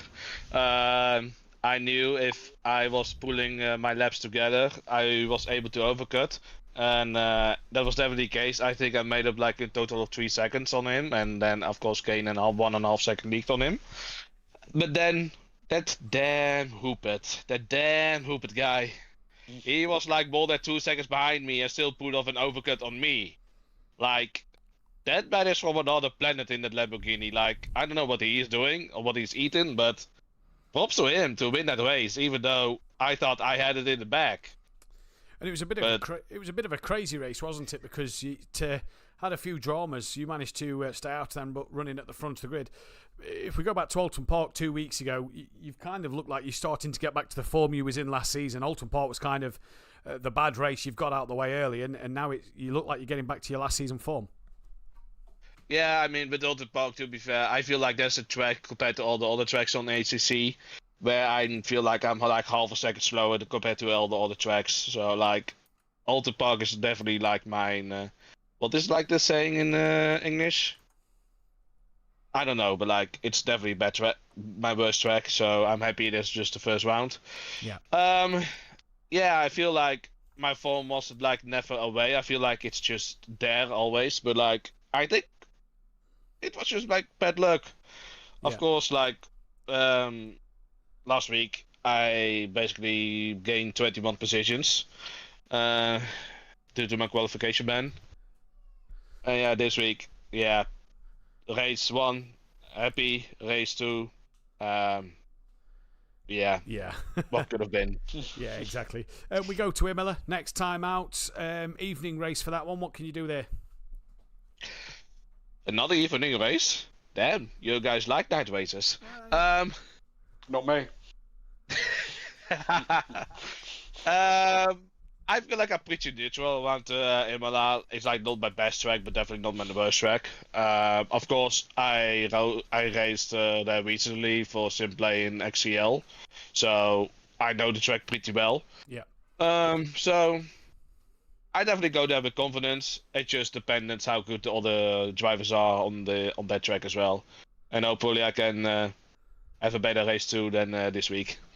Well, hopefully so. Leger, P2 in race 1. Congratulations. Well done. No problem. Thank you, mate. And we can move over to our gold winner. We're saving O'Reilly for last. He won the race outright. We can move over to our gold winner in race number 2. Langley, you got the podium last week. You've now got the race win, top step of the podium. Maybe a bit of good fortune with a few drivers having a disconnect, but you've got to be in it to win it at the end, and you certainly did that. How's that one feel? I couldn't believe it. I thought Vitas was in the top 10 because he's been in the top 10 all year. So I thought, okay, P2. But as the race went on, I realized that I had lapped him in the pit lane, and I'm like, well, he's not up front. I only see Cardno ahead of me. Couple laps left. I think he caught on to the back of Bolton. I don't know if he went for a move. I don't know what happened.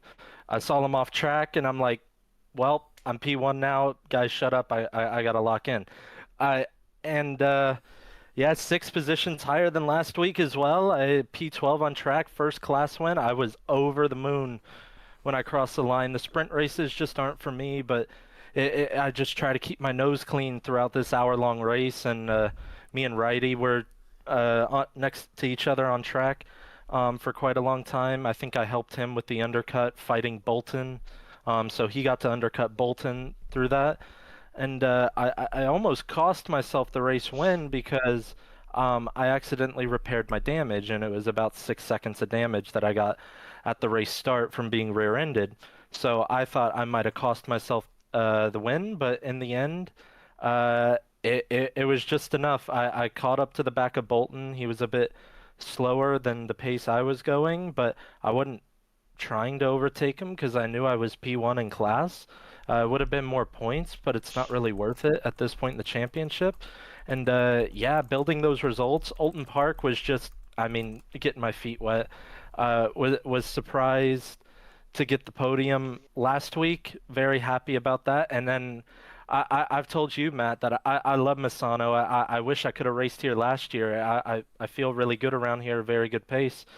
And yeah, the fact that it all came together, I'm over the moon with it. Indeed, we head to Imola next week. What can you do around there, buddy? Yeah, I let you ask the question this time, compared to last week. Thank you. I've never driven Imola in the GT3 cars, but very beautiful track. Don't know the curb situation with the Ferrari. I don't think it's too bad on ACC around Imola. I know there's some curbs that are bad, but I love the track personally. It's going to be difficult to overtake still, but all the importance of qualifying. An evening race, I think, is going to look beautiful on stream with the sunset and all 30-plus cars going through turn 1. Indeed. Well, Langley, congratulations on your first gold win of the... Yes. Thank you, Matt. Okay, it's kind of a weekly thing talking to Kieran O'Reilly. Kieran, top step again. Mr. Misano, we're going to start calling you. What was it? 6 wins, 7 poles now, is it, round here? Couldn't be much better than that, could it? No, definitely not. Again, I'm still standing by the fact that I don't really like the track, but you know, I'm starting to race there a bit more now and obviously know where I can drive the track to its limits and whatnot. So when it comes to race nights here, it's not the worst, but like I say, it's not a track for me personally. But, you know, what can I say? I mean, the results are speaking for themselves. I'm obviously starting to gel with it and bring it home. So yeah, what can I say, really? Yeah, I mean, that happens sometimes, doesn't it? You may not like the track, but doesn't mean you don't go well around that track. I mean, you know, you're on good form at the moment. I mean, I'm speaking to you every week more than I speak to my mother just at the moment. So, you know, you've got a real momentum. Ben Rook, right there behind you for just like all the race this evening in that second race. Were you worried about him, or did you just have this covered? No, I was worried about him, to be fair. Yeah. Obviously, I see, well, with the quali anyway, I seen that, you know, he was right up there, so I knew it was going to be tough. And with how Hooper and Ben were performing in the Lambo seems to love this track. So, yeah, you know, I was a bit on my own up the top, but, you know, I knew it was going to be tough. And the pace in the race, like, it was just, I'm absolutely knackered, to be fair. There was no chance of letting off. You just had to be on it all the time. And there was, I can't think now, I'll have to look back through my stream and stuff, but there was the last sector, I think the Lambo was definitely gaining. Honda's just not strong through that quick right-hander. You have to be very precise, so it was tricky. You know, I knew any mistake would have opened the door up, and you know, there was maybe a few moments where I let him get onto the back of me, but I just, you know, just had to keep it going, keep it consistent, and the pace was unreal. To be fair, like I say, I've never really pushed a Honda that far, so fair play to Ruck. But it was a mega race, that was. Well, that's good to hear that he gave you a hard time and, you know, keeping you on your toes. And I mean, it's tricky, isn't it, with a night race as well. And I don't know which view you sit on to drive, but the lights in the mirror always look a lot more menacing than in the daytime, I find anyway. So I mean, fair play. As I said, he gave you the pressure all the way through that race, but you know. Credit to yourself, you didn't crack under any of that pressure. And with that, we move on to Imola next week. And how do you feel about the Italian heavyweight? Yeah, and I seem to be, well, not one of the rare few, but there's a few that obviously don't like it. I love it, I do. I think it's a wicked track. Yeah. So do I, to be fair. Yeah. I've done a couple races there now, and I think if you can gel with that track, it's just a joy to drive, really, and race around. So... Yeah, I'm looking forward to next week. There's no reason not to. Obviously, finding a bit of form again now, and you just got to keep it together. You know, it's so tricky when you just know what the pace is. You know, it can be in your head too much, and you know you just got to keep your head screwed on it and keep sort of sending it really. So hopefully next week we can do the same again. But it's a track that I enjoy racing at. So you know we've got the confidence for next week. Oh, that's good to hear. And you're quite right. Mindset is something, isn't it? There's such a high level of drivers in this category, and so many of them can you know, are contenders for every race win. And you know, if you let that get into your head, you know, it can start messing with your game completely, can't it?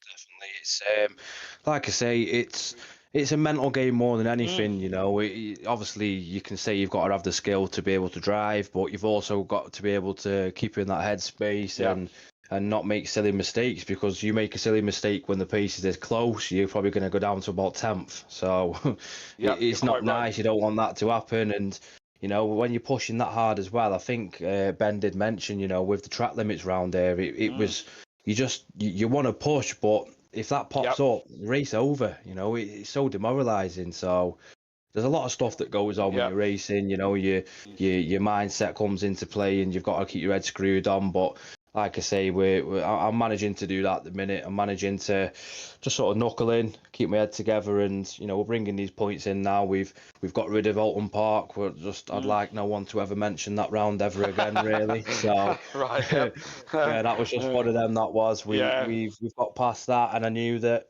Just put my foot down now and start focusing on proper racing on proper racetracks. Yeah. Absolutely. Well, congratulations tonight, and an absolute fantastic showing. As I said, Mr. Misano as the most decorated driver around this track. So again, congratulations. Yeah, thank you, mate. Indeed, what a night. So, have we got through everyone? Yeah, that's everybody done, Kelly. What a night it's been here at Misano. The fans have voted Rosalski for driver of the day in this one. What's yours? I'm going to go Rosalski. I think a fourth and a fifth, I think it was, is pretty good results from the guy. So I think I'm going to go that way as well. Okay, I'm going to stick to what I said in comms. I'm going to go for Dan purely. Yes, he didn't have the best night overall, but I think he went from dead last to 7th. Yes, he got some luck on the way back, but I think that was a real entertaining drive to watch. So for me, it's going to be Dan. And in gold? Oh, that would be Langley. Langley kept his head. And you know, stayed out of trouble when all were faltering around him. So you know, but again, strong showings from a few of the gold drivers, Mike Matthews, Vitas, and so on and so forth. But yeah, Langley for gold. I'm going to go Cardno. I think Cardno had the best two results in gold tonight. Okay, so I'm going to go Cardno. And I love how you've just said that Mike's a gold driver when he's in platinum. So that's absolutely brilliant. I'm sure we'll have a good few giggles about that one at the end of tonight. But Imola next week, Kelly, it's going to be a fascinating race. Imola's one of the most famous circuits in the world, obviously not for the right reasons all the time, but it's a real good track, and looking forward to being there. Absolutely, and it's Wednesday night will be the return of KLF, so more content for Volume 2 of the Big Book of Excuses next week, as I miserably disappoint myself and everybody else on track. But tune in if you want to have a laugh on Wednesday night with Matt and with Langley, so they can comment about that. So, I mean, all jokes aside, I'm looking forward to it. I think Imola is one of the all-time classics, and it kind of fell off the radar in the motorsport world for many, many years, and I think it's a cracking circuit. So I'm really looking forward to it, and it's another classic. We're going to have another closely fought race next week, all the way through the week. Indeed we are. Thank you all for watching. Don't forget, if you are new to the channel, please hit that thumbs up button, the bell to be notified, and subscribe to the channel if you are new, as well as checking out our fantastic sport sponsors, Design Manchester and Audio Sport, in the comments below. Imola, next time around, Dan Davis will be live on Tuesday evening for the Who Darren Cup. Myself and Langley will be back for Pro-Am, and then me and Kelly will be back on Thursday evening for your pro commentary. You're not going to want to miss that one as we enter the halfway season already.